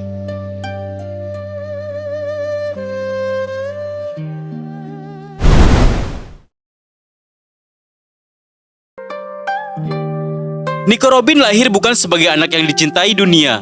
Ia lahir sebagai pertanyaan, dan dunia membenci pertanyaan. Sejak kecil, Robin tidak dipeluk. Ia dititipkan, dibisiki bahwa ibunya aneh, dijauhkan karena kecerdasannya terasa mengganggu. Robin kecil belajar membaca bukan untuk bermain. Ia membaca karena buku tidak mengusirnya. Ilmu pengetahuan menjadi satu-satunya tempat di mana ia tidak merasa salah. O'Hara bukan sekedar pulau. Ia adalah rumah bagi orang-orang yang percaya bahwa kebenaran layak dicari meski harus dibayar mahal. Ibu Robin, Nico Olivia, pergi bukan untuk meninggalkan anaknya, tapi untuk meninggalkan kebohongan dunia.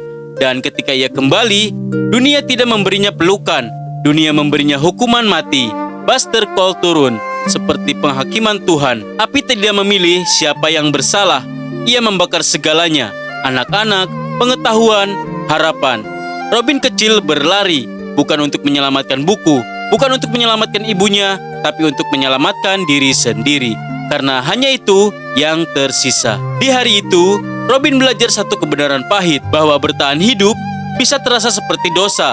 Robin hidup, dan dunia tidak bisa memaafkan itu. Ia dicap sebagai anak iblis, bukan karena perbuatannya, melainkan karena ia terlalu banyak tahu. Setiap tangan yang menjanjikan perlindungan selalu berakhir dengan pengkhianatan. Setiap tempat singgah selalu berujung pada penyerahan. Robin tidak dihianati sekali, ia dihianati berulang kali. Sampai rasa sakit kehilangan berubah menjadi kebiasaan. Ia belajar satu pola. Jika ia berguna, ia diterima. Jika tidak, ia dibuang. Maka, ia menjadi berguna, bukan sebagai manusia, tetapi sebagai alat. Robin tumbuh dewasa tanpa masa remaja. Ia tumbuh cepat karena dunia tidak memberi waktu untuk rapuh. Ia bekerja untuk kriminal, untuk tiran, untuk siapapun yang bisa memberinya satu hal, waktu hidup sedikit lebih lama. Namun di dalam dirinya, Robin tidak pernah merencanakan masa depan. Ia hanya menunda kematian. Robin pertama kali muncul sebagai Miss All Sunday, bukan antagonis yang marah, bukan pula bawahan yang fanatik. Ia berdiri di samping krokodil, seperti seseorang yang tidak pernah menaruh hati pada siapapun. Setiap kata yang keluar darinya tenang. Setiap keputusan yang ia ambil selalu menyisakan jalan mundur. Di fase ini, Robin meninggalkan satu nuansa kuat. Ia selalu siap mati dan tidak berharap diselamatkan. Di Alabasta, ia hidup sebagai alat krokodil, bukan karena ambisi, melainkan karena ia tahu satu hal. Orang seperti dirinya hanya diterima selama masih berguna. Di reruntuhan Alabasta, Robin tidak berteriak meminta tolong. Ia tidak melawan nasibnya. Ia menutup mata dengan tenang, seperti seseorang yang akhirnya dibebaskan dari kelelahan panjang. Saat Luffy menyelamatkannya, Robin tidak langsung percaya. Ia hanya ikut. Seperti bayangan yang menempel pada cahaya, tanpa yakin cahaya itu akan bertahan lama. Saat Robin bergabung dengan kru, ia hadir bukan sebagai keluarga, melainkan sebagai tamu tanpa koper. Ia tertawa kecil, ia bercanda hal gelap, ia selalu duduk agak jauh. Robin tidak pernah benar-benar meminta izin tinggal, karena dalam kepalanya, ini hanya sementara. Ia tidak membangun ikatan, ia hanya mengamati. Karena ia tahu, orang yang terlalu dekat akan menjadi orang yang paling menyakitkan saat pergi. Di Skypiea, Robin kembali pada perannya yang paling aman, pencari sejarah. Ia membaca poneglyph, bukan hanya untuk dunia, tapi untuk membenarkan keberadaannya sendiri. Namun di sini tragedinya terasa sunyi. Ia menemukan kebenaran, tapi tidak punya siapapun untuk berbagi rasa. Robin selalu sendirian, bahkan ketika berdiri di tengah petualangan besar. Di Water 7, kehadiran Robin berubah drastis. Ia mulai menarik diri sebelum ditinggalkan. Ia menghilang. Ia berkhianat, setidaknya terlihat begitu. Padahal yang ia lakukan hanyalah mengulang pola lama, mengorbankan diri agar orang lain bisa selamat, agar ia tidak perlu melihat kebencian lagi. Ketika si P9 datang, Robin tidak melawan. Ia memilih pergi, bukan karena pengecut, melainkan karena ia terlalu berpengalaman dalam kehilangan. Ia percaya lebih baik ia pergi sekarang daripada melihat Straw Hat dibantai karena dirinya. Di Ennis Lobby, Robin tidak menghadapi musuh. Ia menghadapi dirinya yang kecil dan ketakutan. Robin hadir sebagai tubuh yang terikat, tapi jiwanya sudah lebih dulu lelah. Tangisnya bukan ledakan emosi. Tangisnya adalah runtuhnya pertahanan yang dibangun bertahun-tahun. Dan dari mulut yang selama ini hanya mengucapkan fakta, akhirnya keluar satu kalimat yang paling manusiawi. Aku ingin hidup. Ketika ia berkata itu bukan permintaan egois. Itu adalah pengakuan bahwa selama ini ia hidup tanpa pernah merasa pantas hidup. Setelah Ennis Lobby, Robin tidak tiba-tiba ceria. Lukanya tidak sembuh. Ia hanya tidak lagi sendirian menanggungnya. Setiap kemunculannya setelah itu selalu membawa perasaan ia masih rapuh. Tapi kini ada tempat bersandar. Robin tidak pernah benar-benar sembuh. Namun setiap kehadirannya kini meninggalkan satu hal yang tidak ada. Harapan kecil yang tidak ia ucapkan keras-keras.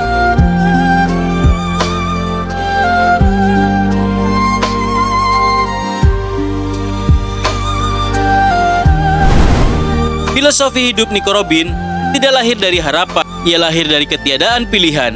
Sejak kecil, Robin tidak pernah bertanya bagaimana caranya hidup bahagia. Pertanyaan itu terlalu mewah baginya. Yang ia pelajari hanyalah bagaimana caranya hidup lebih lama satu hari lagi. Bagi Robin, hidup bukan sesuatu yang dirayakan. Hidup adalah sesuatu yang ditoleransi. Ia belajar bahwa dunia tidak menghukum orang jahat. Dunia menghukum orang yang mengetahui terlalu banyak. Maka ia memilih menjadi sunyi, menjadi tenang, menjadi tidak terlihat. Robin tidak percaya pada keadilan. Ia percaya pada pola. Dan pola itu selalu sama. Yang lemah disingkirkan, yang berbeda dibakar. Yang selamat dipaksa menanggung rasa bersalah. Karena itu, ia tidak pernah bermimpi panjang. Masa depan baginya hanyalah versi lain dari kehilangan. Namun setelah Ennis Lobby, terjadi perubahan kecil. Bukan pada luka, melainkan pada cara ia memikul luka itu. Robin mulai memahami satu hal yang sangat asing baginya, bahwa hidup tidak selalu harus dibenarkan dengan manfaat, bahwa ia boleh ada tanpa terus-menerus berguna. Filosofi hidupnya tidak berubah menjadi optimis, ia hanya berubah menjadi jujur. Jujur bahwa ia takut mati, jujur bahwa ia ingin hidup, dan jujur bahwa keinginan itu tidak terasa seperti dosa.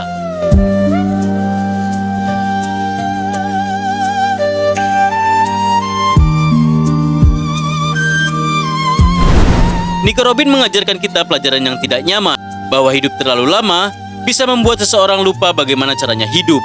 Ia mengajarkan bahwa trauma tidak selalu berisik. Kadang trauma justru terlihat seperti tenang, cerdas, dan tidak pernah meminta apapun.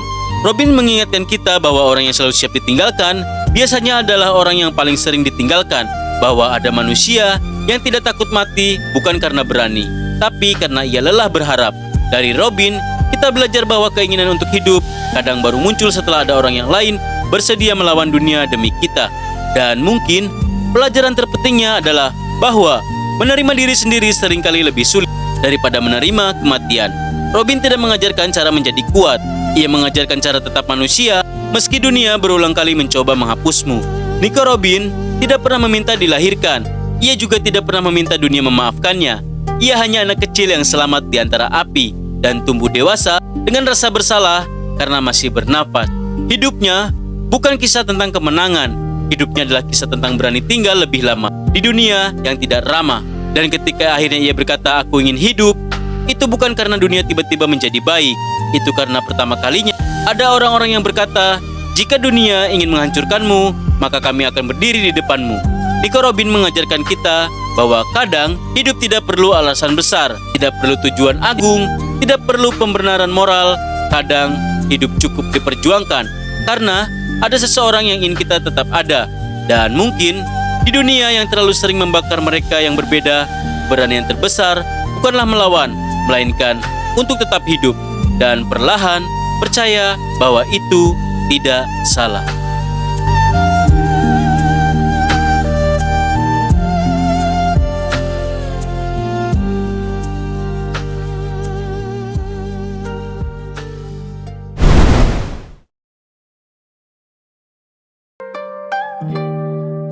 Jika kita menelusuri jejak Franky lebih dalam di perjalanan panjang One Piece, kita tidak hanya melihat perubahan peran, kita melihat perubahan luka.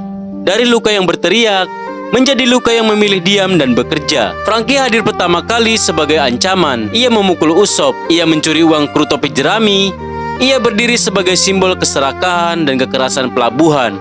Namun suasana Water 7 saat itu bukan sekedar konflik uang. Itu adalah arc tentang perpisahan, tentang kehilangan kapal, tentang rapuhnya kepercayaan. Dan di tengah rapuhnya Luffy dan Usopp, Franky muncul sebagai cermin. Ia pun pernah kehilangan sesuatu yang ia cintai, gurunya, harga dirinya, dan rasa percaya pada dunia. Setiap kemunculannya di Water 7 selalu membawa energi kasar. Namun semakin cerita bergerak, semakin kita melihat bahwa kekasarannya bukan kebencian, ini pertahanan. Ia berdiri keras karena dulu ia pernah terlalu lembut. Di Enies Lobby, jejak Franky berubah drastis. Ia tidak lagi berdiri di sisi yang berlawanan. Ia berdiri di garis depan bersama Luffy untuk menyelamatkan Robin. Disinilah momen paling sunyi dan jejaknya lahir. Ketika ia membakar blueprint Pluton, blueprint itu bukan sekedar kertas. Itu adalah warisan Tom. Itu adalah simbol kekuatan. Itu adalah kesempatan untuk membalas dunia. Namun ia membakarnya. Kehadirannya di Enies Lobby membawa rasa haru. Ia bukan lagi preman pelabuhan. Ia adalah pria yang akhirnya berdamai dengan ciptaannya. Saat Franky resmi menjadi nakama, dinamika kru berubah. Ia membawa tawa besar. Ia membawa kegilaan. Ia membawa eksentrisitas yang berisik. Namun di balik semua itu, ia membawa satu peran penting, penjaga mimpi. Ia membangun Thousand Sunny bukan sebagai kapal biasa, tetapi sebagai simbol bahwa mimpi tidak boleh mati hanya karena masa lalu kelam. Setiap kali Sunny rusak, setiap kali kapal itu terancam, Franky selalu hadir paling cepat. Karena baginya, kapal bukan benda, kapal adalah rumah. Dan ia tidak akan membiarkan rumahnya dihancurkan lagi. Setelah time skip, tubuh Franky berubah drastis, lebih besar, lebih mekanis, dan tidak manusiawi. Namun justru di sini, ironi terasa paling kuat. Semakin ia terlihat seperti mesin, semakin ia menunjukkan sisi manusia. Di Punk Hazard, ia melindungi anak-anak. Di Dressrosa, ia menghadapi Senor Pink dengan pertarungan yang penuh rasa hormat, bukan sekedar kekuatan. Ia tidak pernah kehilangan empati. Ia hanya membungkusnya dengan baja. Jejak kehadirannya selalu meninggalkan satu rasa, keamanan. Selama Franky ada, sesuatu akan dibangun, sesuatu akan diperbaiki, sesuatu akan dilindungi. Di Wano, Franky tidak banyak berbicara tentang masa lalu. Ia tidak dramatis, ia tidak mengeluh, ia bertarung, ia memperkuat aliansi, ia mengendarai kendaraan perang dengan tawa khasnya. Namun yang paling terasa bukan aksinya, melainkan konsistensinya. Dari Water 7 hingga Wano, Franky tidak pernah mundur ketika sesuatu yang ia bangun terancam hancur. Dan mungkin itulah jejak paling dalam yang ia tinggalkan sepanjang cerita. Ia adalah simbol bahwa manusia yang pernah hancur bisa memilih menjadi fondasi bagi orang lain. Franky selalu hadir dengan suara keras, namun jejaknya justru terasa dalam keheningan setelah pertarungan selesai. Ia adalah pria yang membangun tulang tubuhnya karena trauma, lalu membangun kapal karena harapan, lalu membangun keberanian orang lain dengan tawa. Dan di dunia nyata, mungkin kita juga seperti itu. Berusaha terlihat kuat, berusaha terdengar yakin, padahal di dalam kita hanya tidak ingin kehilangan lagi. Franky mengajarkan satu hal lewat setiap kemunculannya. Jadilah orang yang tahu caranya memperbaiki. Bukan hanya benda, tetapi hati.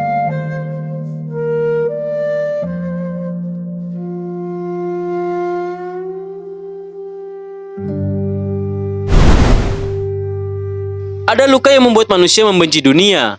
Ada luka yang membuat manusia membenci dirinya sendiri. Dan Franky adalah contoh yang kedua. Franky dibuang oleh orang tuanya, lalu diselamatkan oleh seorang pembuat kapal legendaris, Tom. Dan dari sinilah kisahnya benar-benar dimulai. Anak yang ingin diakui. Franky kecil tidak jahat. Ia hanya ingin dilihat.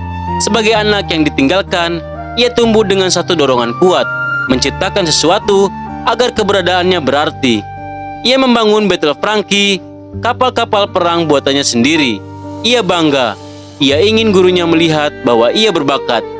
Ia ingin dunia tahu bahwa ia tidak sia-sia. Banyak dari kita bekerja keras bukan karena cinta pada pekerjaan, tetapi karena takut dianggap tidak berguna. Namun dunia tidak selalu adil pada niat yang polos. Kapal ciptaannya disalahgunakan. Pemerintah dunia menuduh Tom sebagai pengkhianat dan pada akhirnya Tom dieksekusi. Di titik itu, Frankie tidak lagi hanya kehilangan guru. Ia kehilangan makna diri sendiri. Ia kehilangan makna dirinya sendiri. Ada momen paling sunyi dalam hidup Frankie saat ia mencoba menghentikan kereta laut yang membawa Tom menuju kematian. Ia berdiri di rel, tubuhnya kecil, kereta itu raksasa. Ia tahu ia tidak akan menang. Namun ia tetap berdiri. Kereta itu menghantamnya. Tubuhnya hancur dan ketika ia selamat dengan tubuh yang hampir mati, ia membuat keputusan paling simbolis dalam hidupnya. Ia membangun ulang dirinya menjadi cyborg. Itu bukan sekedar tindakan bertahan hidup.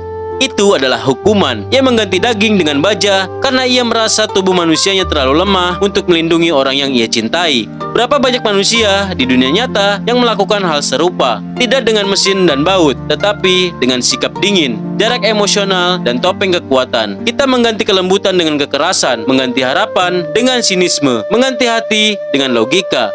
Frankie melakukan itu secara harfiah. Namun seiring waktu, Frankie memahami satu hal penting. Yang salah bukanlah kapal, yang salah adalah niat di baliknya. Ketika ia berkata bahwa tidak ada kapal yang dilahirkan untuk menjadi jahat, ia sebenarnya sedang berbicara tentang manusia. Tidak ada anak yang lahir untuk menjadi beban. Tidak ada mimpi yang lahir untuk menghancurkan. Tidak ada potensi yang pada dasarnya buruk. Yang membuatnya rusak adalah tangan yang mengarahkannya.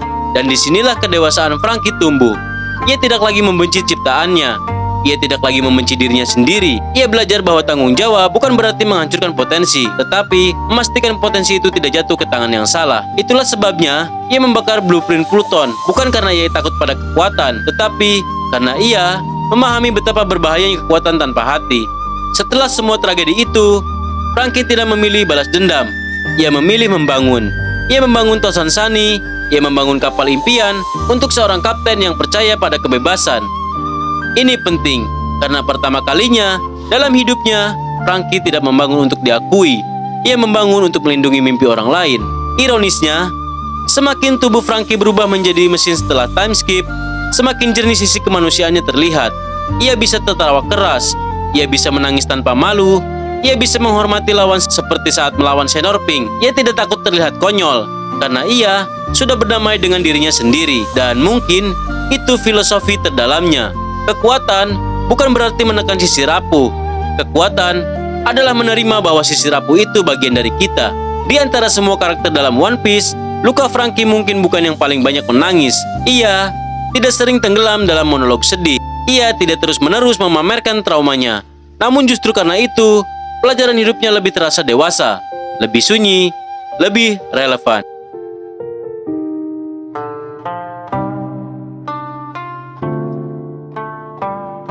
Tidak semua yang hancur harus dibuang. Frankie pernah hancur secara harfiah. Tubuhnya remuk, hidupnya kehilangan arah, gurunya mati karena ciptaannya. Ia bisa saja memilih menyerah. Ia bisa saja berkata, "Aku gagal, aku rusak, aku tidak layak menciptakan apapun lagi."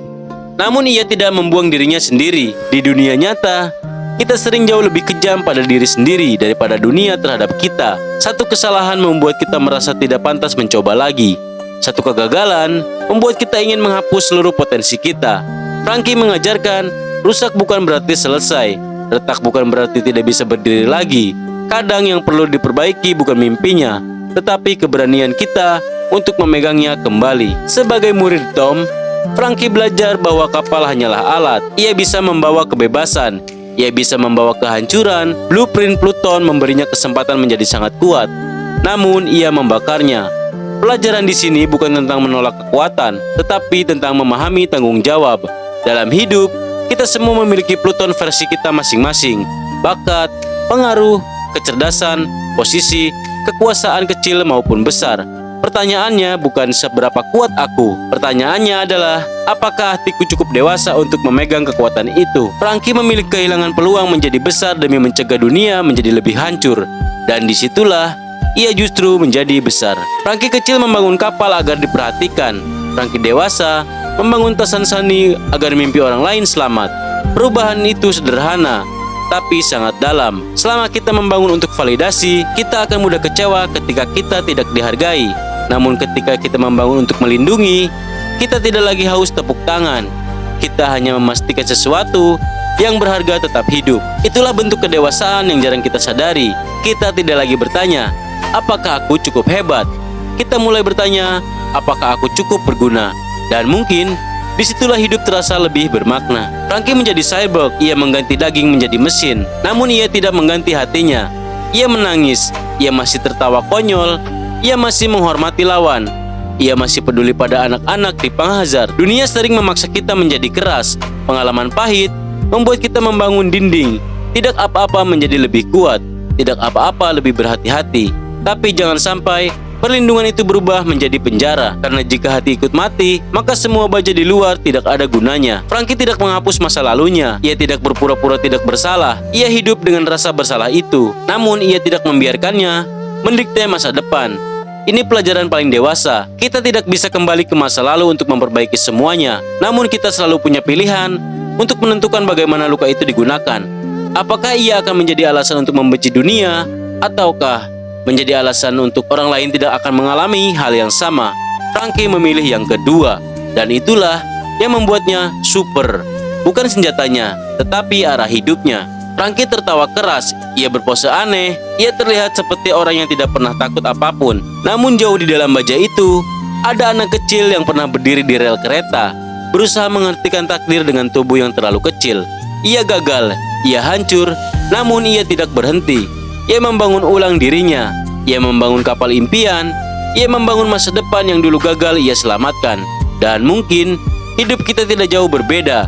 Kita pernah terlambat, pernah salah, pernah merasa menjadi penyebab luka orang lain. Namun selama kita masih mau membangun, bukan untuk membalas, bukan untuk membuktikan, tetapi untuk melindungi, maka cerita kita belum selesai. Karena pada akhirnya, menjadi kuat bukan tentang tidak pernah hancur. Menjadi kuat adalah berani berkata, aku pernah rusak, tapi aku memilih untuk tetap berlayar.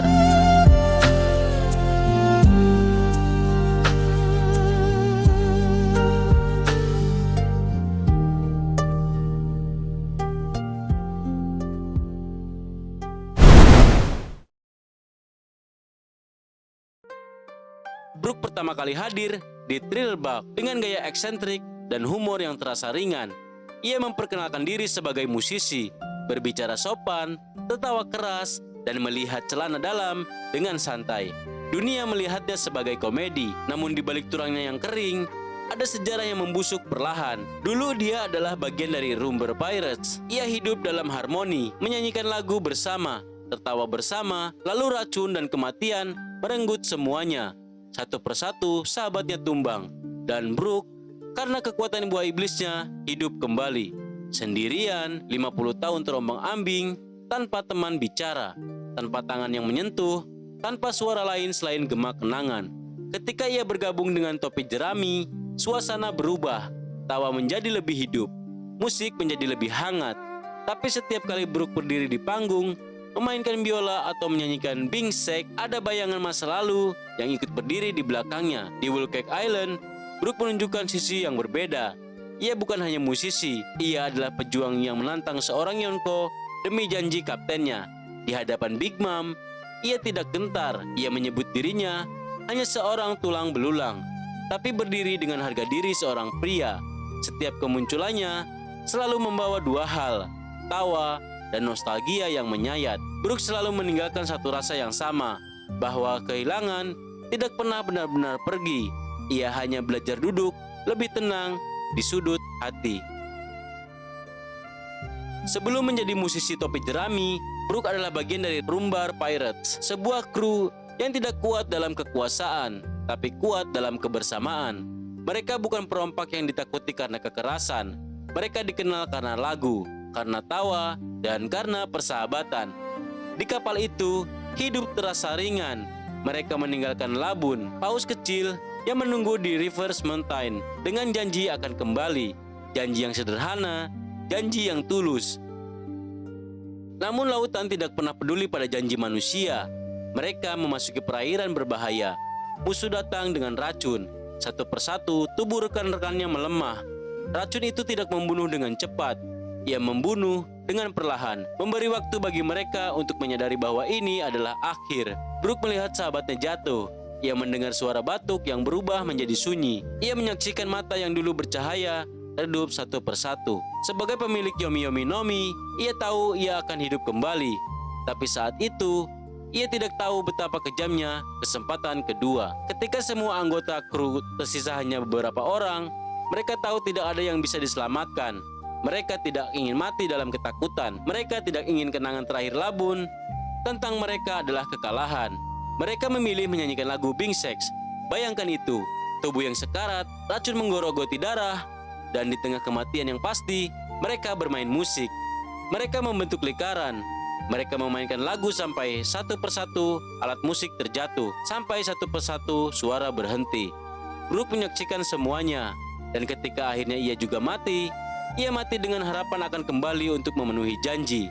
Namun tragedi belum selesai. Rohnya tersesat di lautan kabut.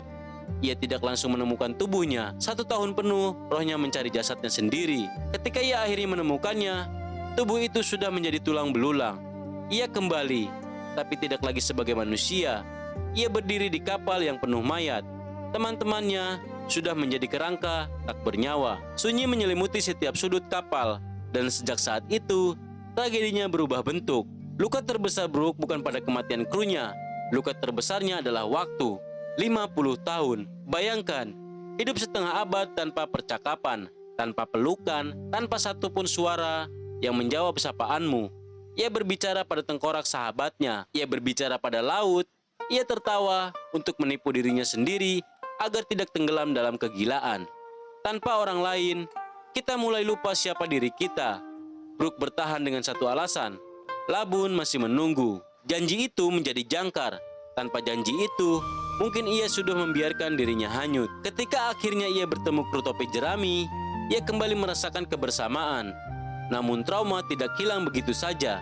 Setiap kehilangan mengingatkannya pada Rumber Pirates. Di setiap momen, perpisahan membuatnya takut mengulang sejarah. Di Thriller Bark, ia kehilangan bayangannya. Simbol identitasnya dirampas. Seolah dunia ingin mengatakan, bahkan bayangan pun tidak pantas kau miliki. Namun ia tetap berdiri. Di Wolcott Island, ketika berhadapan dengan Big Mom, ia berdiri sendirian di hadapan kekuatan Yonko. Ia tahu ia bisa mati lagi, tapi ia tidak gentar. Karena setelah kehilangan segalanya, apalagi yang bisa ditakuti? Ia menyebut Big Mom, Young Lady, dengan tenang. Itu bukan sekedar humor, itu adalah keberanian seseorang yang sudah melewati neraka terburuk.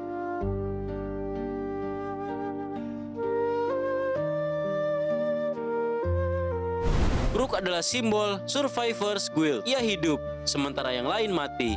Ia kembali, sementara yang lain membusuk. Ia melanjutkan perjalanan, sementara yang lain berhenti di satu titik waktu. Ada rasa bersalah yang tidak pernah diucapkan. Ada pertanyaan yang tidak pernah selesai. Kenapa aku yang kembali? Dalam dunia nyata, banyak orang yang selamat dari tragedi membawa beban yang sama. Selamat bukan berarti bebas. Kadang, selamat justru berarti memikul cerita yang terlalu berat untuk diceritakan. Brook mengajarkan bahwa luka tidak harus dihapus untuk bisa hidup.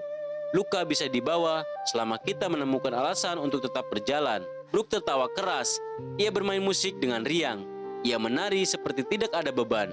Tapi di dalam dadanya, yang bahkan tidak lagi memiliki jantung, ada ruang kosong yang tidak pernah terisi penuh. Ia tidak ingin melupakan masa lalunya, karena melupakan berarti mengkhianati mereka yang mati. Dan mungkin itu yang paling menyakitkan. Hidup bukan tentang melupakan luka. Hidup adalah tentang menjaga kenangan tanpa membiarkannya membunuhmu perlahan. Dan di setiap nada biola yang ia mainkan, ada satu lagu yang masih menunggu untuk diselesaikan. Di lautan luas One Piece, banyak orang berlayar mencari harta, kekuasaan, atau kebebasan. Namun Brook berlayar untuk sesuatu yang jauh lebih sunyi, menempati janji yang tertunda oleh kematian. Ia telah mati sekali, dan justru setelah itu, ia belajar benar-benar hidup. Brook kehilangan tubuhnya, tapi tidak kehilangan martabatnya. Tulangnya kering, rongga dadanya kosong. Namun di dalam kekosongan itu, ada sesuatu yang tetap utuh, komitmen. Ia tetap menyapa dengan sopan. tetap menyebut dirinya gentleman, tetap berdiri dengan kehormatan, bahkan ketika dunia mungkin hanya melihatnya sebagai lelucon. Dari situ kita belajar pemahaman yang dalam bahwa identitas manusia tidak pernah benar-benar berada pada bentuk fisiknya. Tubuh bisa berubah, wajah bisa menua, status bisa hilang, tapi prinsip yang dijaga dengan sadar tidak akan ikut membusuk. Brooke adalah bukti bahwa harga diri tidak ditentukan oleh apa yang melekat pada tubuh, melainkan oleh apa yang dipegang dalam batin. 50 tahun kesendirian tidak hanya menguji kewarasan, ia mengikis ego, membongkar ilusi, memaksa seseorang untuk berhadapan dengan dirinya sendiri tanpa gangguan apapun. Tidak ada tepuk tangan, tidak ada teman berbagi cerita, tidak ada suara yang menjawab sapaan, hanya sunyi yang panjang dan laut yang tak berujung. Kesepian seperti itu bisa menghancurkan siapapun. Ia bisa membuat hati menjadi pahit, membuat dunia terasa tidak adil. Namun Brooke tidak memilih menjadi pahit. Ia tidak memelihara kebencian. Ia memilih tetap ringan dalam kata-kata, tetap hangat dalam nada musiknya, bukan karena ia tidak terluka, tetapi karena ia tidak ingin luka itu menjadi identitasnya. Tawanya sering terdengar paling keras, candaannya sering terasa paling ringan, namun justru disitulah letak kedalamannya. Humor baginya bukan pelarian, melainkan perisai. Ia tahu betul bahwa gelapnya kesunyian, ia tahu rasanya berbicara tanpa jawaban. Maka ketika ia tertawa, itu bukan penyangkalan, itu keputusan sadar untuk tidak membiarkan kegelapan mengambil alih. Ada sesuatu yang lebih dalam lagi yang membuatnya bertahan. Janji. Janji pada labun bukan sekedar kenangan manis masa lalu. Itu adalah jangkar yang menahan kewarasannya agar tidak hanyut. Dalam dunia yang kehilangan segalanya, satu alasan kecil bisa menjadi penopang hidup yang besar. Brooke tidak hidup karena ia kuat. Ia hidup karena ia punya arah. Banyak orang di dunia nyata merasa kosong bukan karena mereka gagal, tetapi karena mereka tidak lagi tahu untuk apa mereka berjalan. Brooke mengajarkan bahwa makna tidak selalu harus megah. Kadang cukup satu nama, satu kenangan, satu tujuan sederhana, dan itu sudah cukup membuat seseorang bertahan melewati badai paling panjang. Ketika ia berdiri di hadapan Big Mom tanpa gentar, keberanian itu bukan lahir dari kesombongan. Ia lahir dari kehilangan yang telah selesai ditangisi. Seseorang yang sudah pernah kehilangan segalanya tidak lagi mudah diintimidasi. Kekuatan terbesar telah ia lalui, maka ancaman berikutnya terasa lebih kecil. Namun yang paling dewasa dari Brooke bukanlah keberaniannya, melainkan caranya membawa masa lalu. Ia tidak melupakan kru lamanya. Ia tidak menolak kenangan itu. Ia menyimpannya seperti lagu, diputar dengan hormat, bukan dengan obsesif. Ia berjalan bersama kru baru tanpa mengkhianati yang lama. Ia bergerak maju tanpa harus membuang yang pernah ada. Inilah filosofi yang pelan tapi kuat. Masa lalu tidak perlu dihapus untuk bisa bahagia. Ia hanya perlu ditempatkan dengan benar. Brooke adalah gambaran manusia yang telah kehilangan banyak hal, namun tidak kehilangan dirinya. Ia menunjukkan bahwa hidup kedua bukan kesempatan untuk balas dendam, bukan panggung untuk membuktikan diri, melainkan ruang untuk menyempurnakan apa yang dulu belum selesai. Dan mungkin disitulah letak kedalaman jiwanya. Ia tidak lagi memiliki jantung, namun ia mengajarkan tentang makna hidup lebih dalam dari banyak manusia yang masih berdarah. Karena pada akhirnya, manusia tidak runtuh oleh kematian. Manusia runtuh ketika kehilangan alasan untuk melangkah. Selama satu alasan itu masih ada, meski hanya sebesar janji kecil, jiwa akan selalu menemukan cara untuk tetap bernyanyi di tengah sunyi.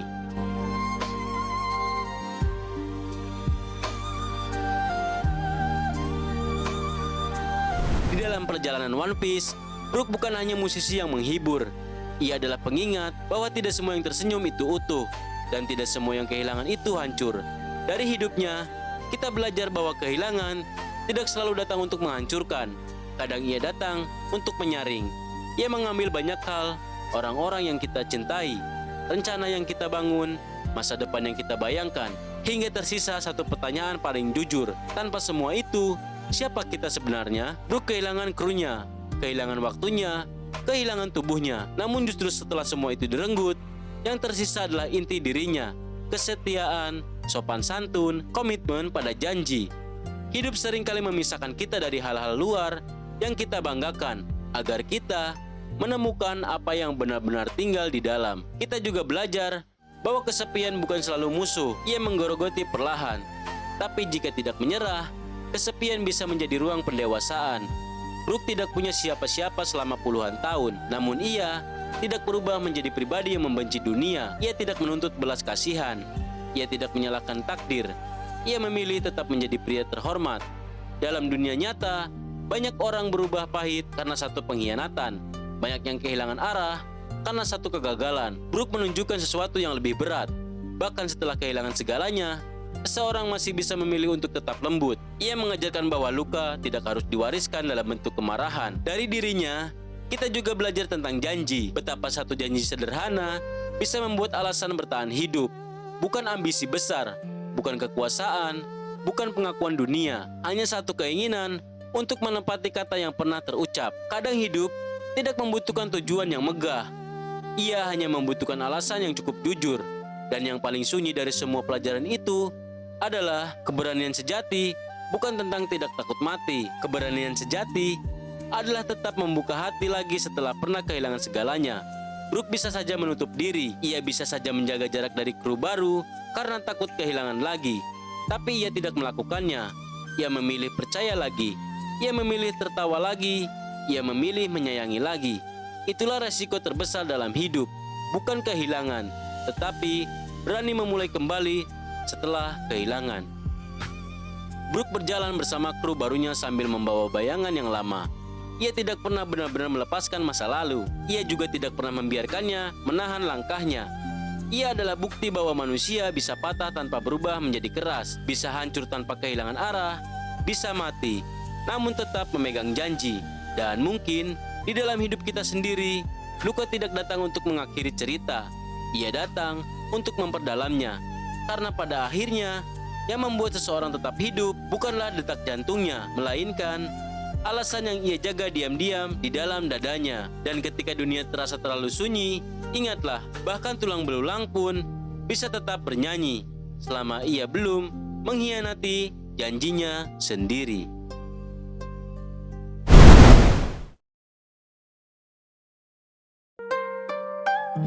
Ketika pertama kali muncul di penjara neraka Impel Down, Jinbe tidak hadir sebagai musuh atau pahlawan. Ia hadir sebagai tahanan hati.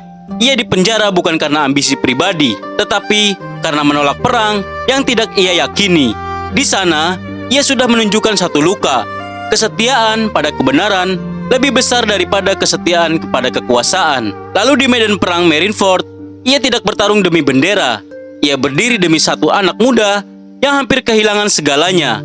Saat tubuhnya menjadi tameng bagi Luffy, Jinbe tidak sekedar menyelamatkan nyawa.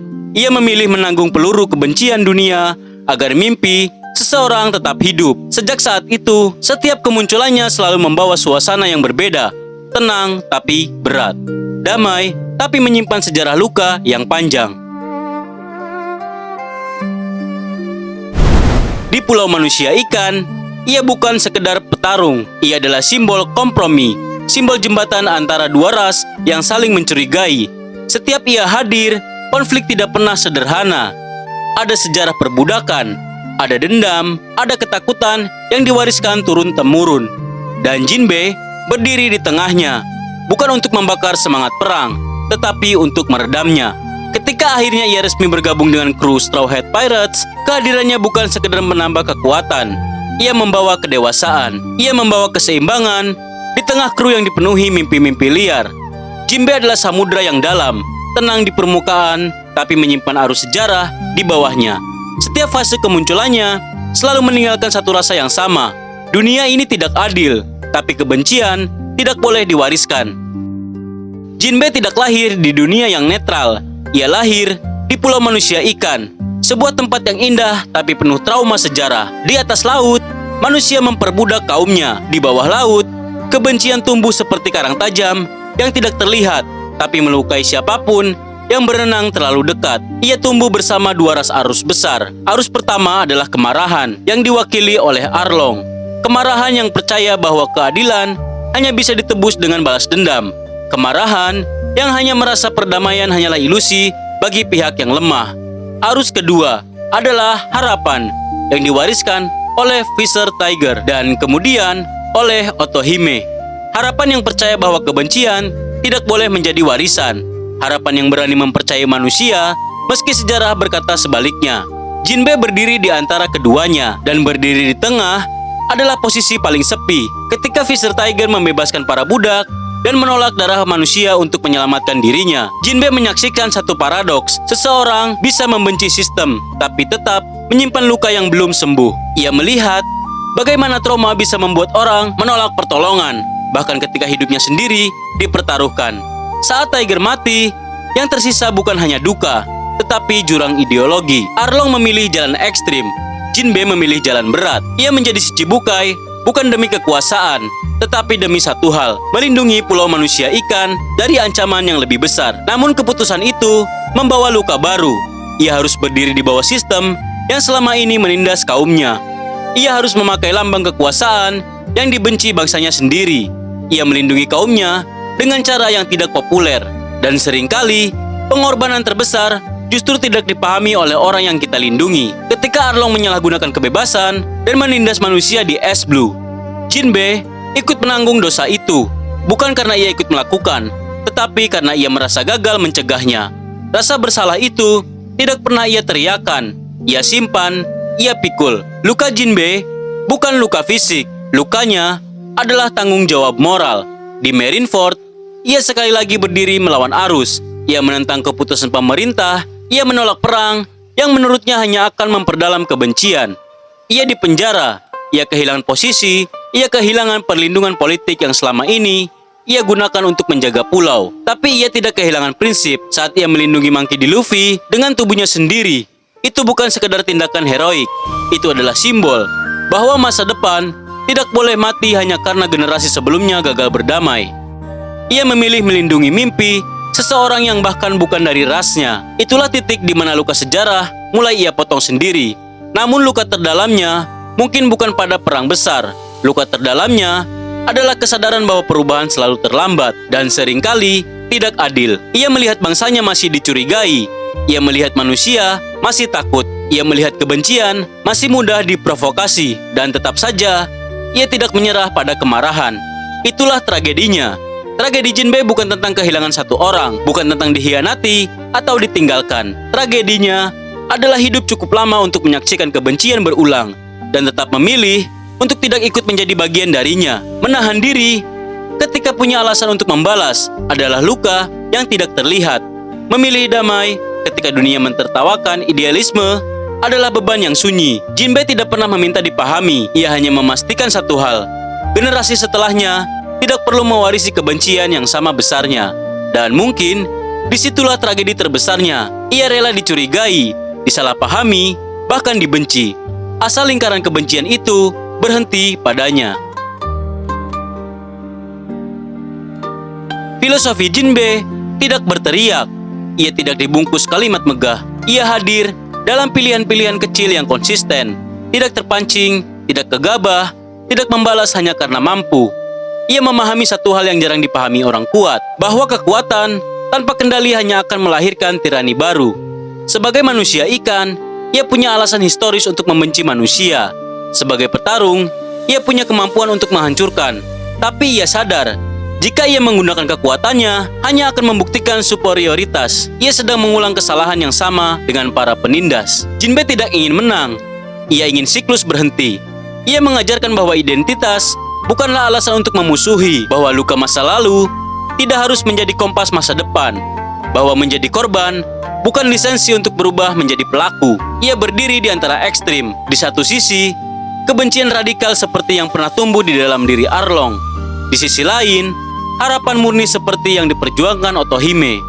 Dan ia memilih jalan ketiga, jalan realistis yang tetap berpegang pada nilai tanpa kehilangan kewaspadaan. Filosofinya sederhana, tapi berat. Jangan biarkan rasa sakit menentukan siapa dirimu. Karena saat rasa sakit menjadi identitas, kita berhenti berkembang.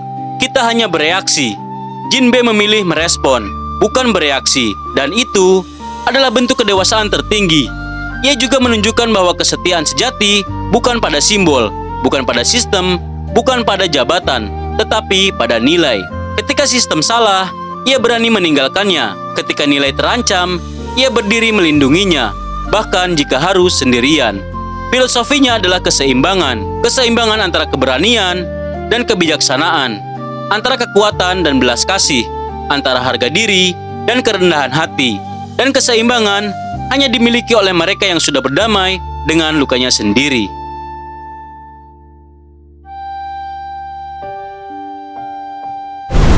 Dalam dunia nyata, tidak semua konflik bisa diselesaikan dengan menang. Ada konflik yang hanya bisa diselesaikan dengan berhenti. Kita sering merasa benar, kita sering merasa disakiti, kita sering merasa punya alasan untuk marah. Tapi Jinbe mengajarkan, punya alasan bukan berarti harus melampiaskan. Di dunia kerja, kita mungkin diremehkan. Di keluarga, kita mungkin disalahpahami. Di pertemanan, kita mungkin dikhianati. Kita bisa memilih membalas, atau kita bisa memilih menjadi orang yang memutus pola. Menjadi orang yang memutus pola itu tidak populer. Kadang dianggap lemah, kadang dianggap terlalu sabar. Padahal justru disitulah kekuatan sebenarnya. Jinbe juga mengajarkan tentang tanggung jawab moral. Ia merasa bersalah atas kesalahan yang bahkan tidak sepenuhnya ia lakukan. Itu bukan karena ia lemah, tetapi karena ia sadar jika kita mempunyai kekuatan untuk mencegah tapi diam, kita tetap bagian dari masalah. Dalam hidup, kita tidak hanya bertanggung jawab atas tindakan kita, kadang kita juga bertanggung jawab atas pengaruh kita. Ia menunjukkan bahwa kedewasaan adalah saat kita tidak lagi bertanya, siapa yang salah? Tetapi mulai bertanya, apa yang bisa aku lakukan agar ini tidak terulang? Dan mungkin pelajaran paling dalam dari Jinbe adalah damai bukan berarti pasrah. Damai adalah keputusan aktif untuk tidak membiarkan dunia mengeraskan hati kita.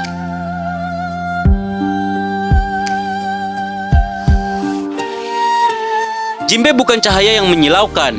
Ia adalah lentera yang stabil di tengah badai. Ia tidak selalu menjadi pusat cerita, tapi setiap ia hadir, kita merasa aman, seolah ada seseorang yang cukup dewasa untuk tidak memperkeruh keadaan. Di dunia yang gemar membalas, ia memilih memahami. Di dunia yang cepat menghakimi, ia memilih menimbang. Di dunia yang bangga pada kekuatan, ia bangga pada kendali diri. Dan mungkin kita tidak perlu menjadi pahlawan besar dalam hidup ini. Mungkin cukup menjadi seperti Jinbe, orang yang memilih berhenti pada dirinya sendiri, agar kebencian tidak diwariskan ke generasi berikutnya. Karena kadang, yang paling kuat bukan yang paling keras, melainkan yang paling dalam.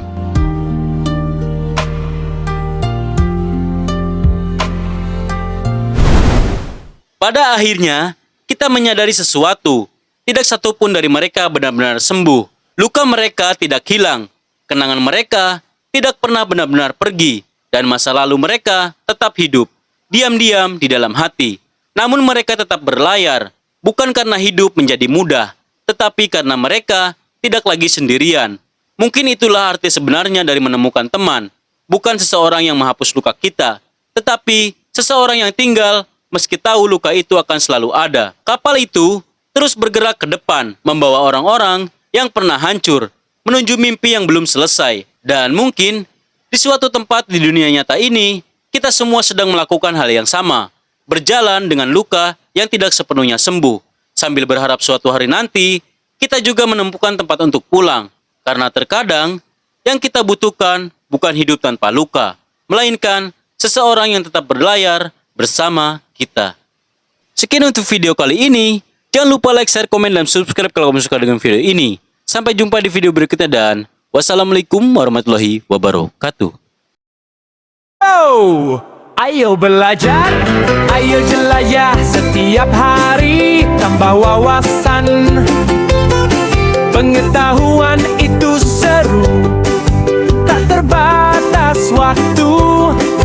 Di channel Wisnu Ardiantu kita maju bersama. Yeah, yo!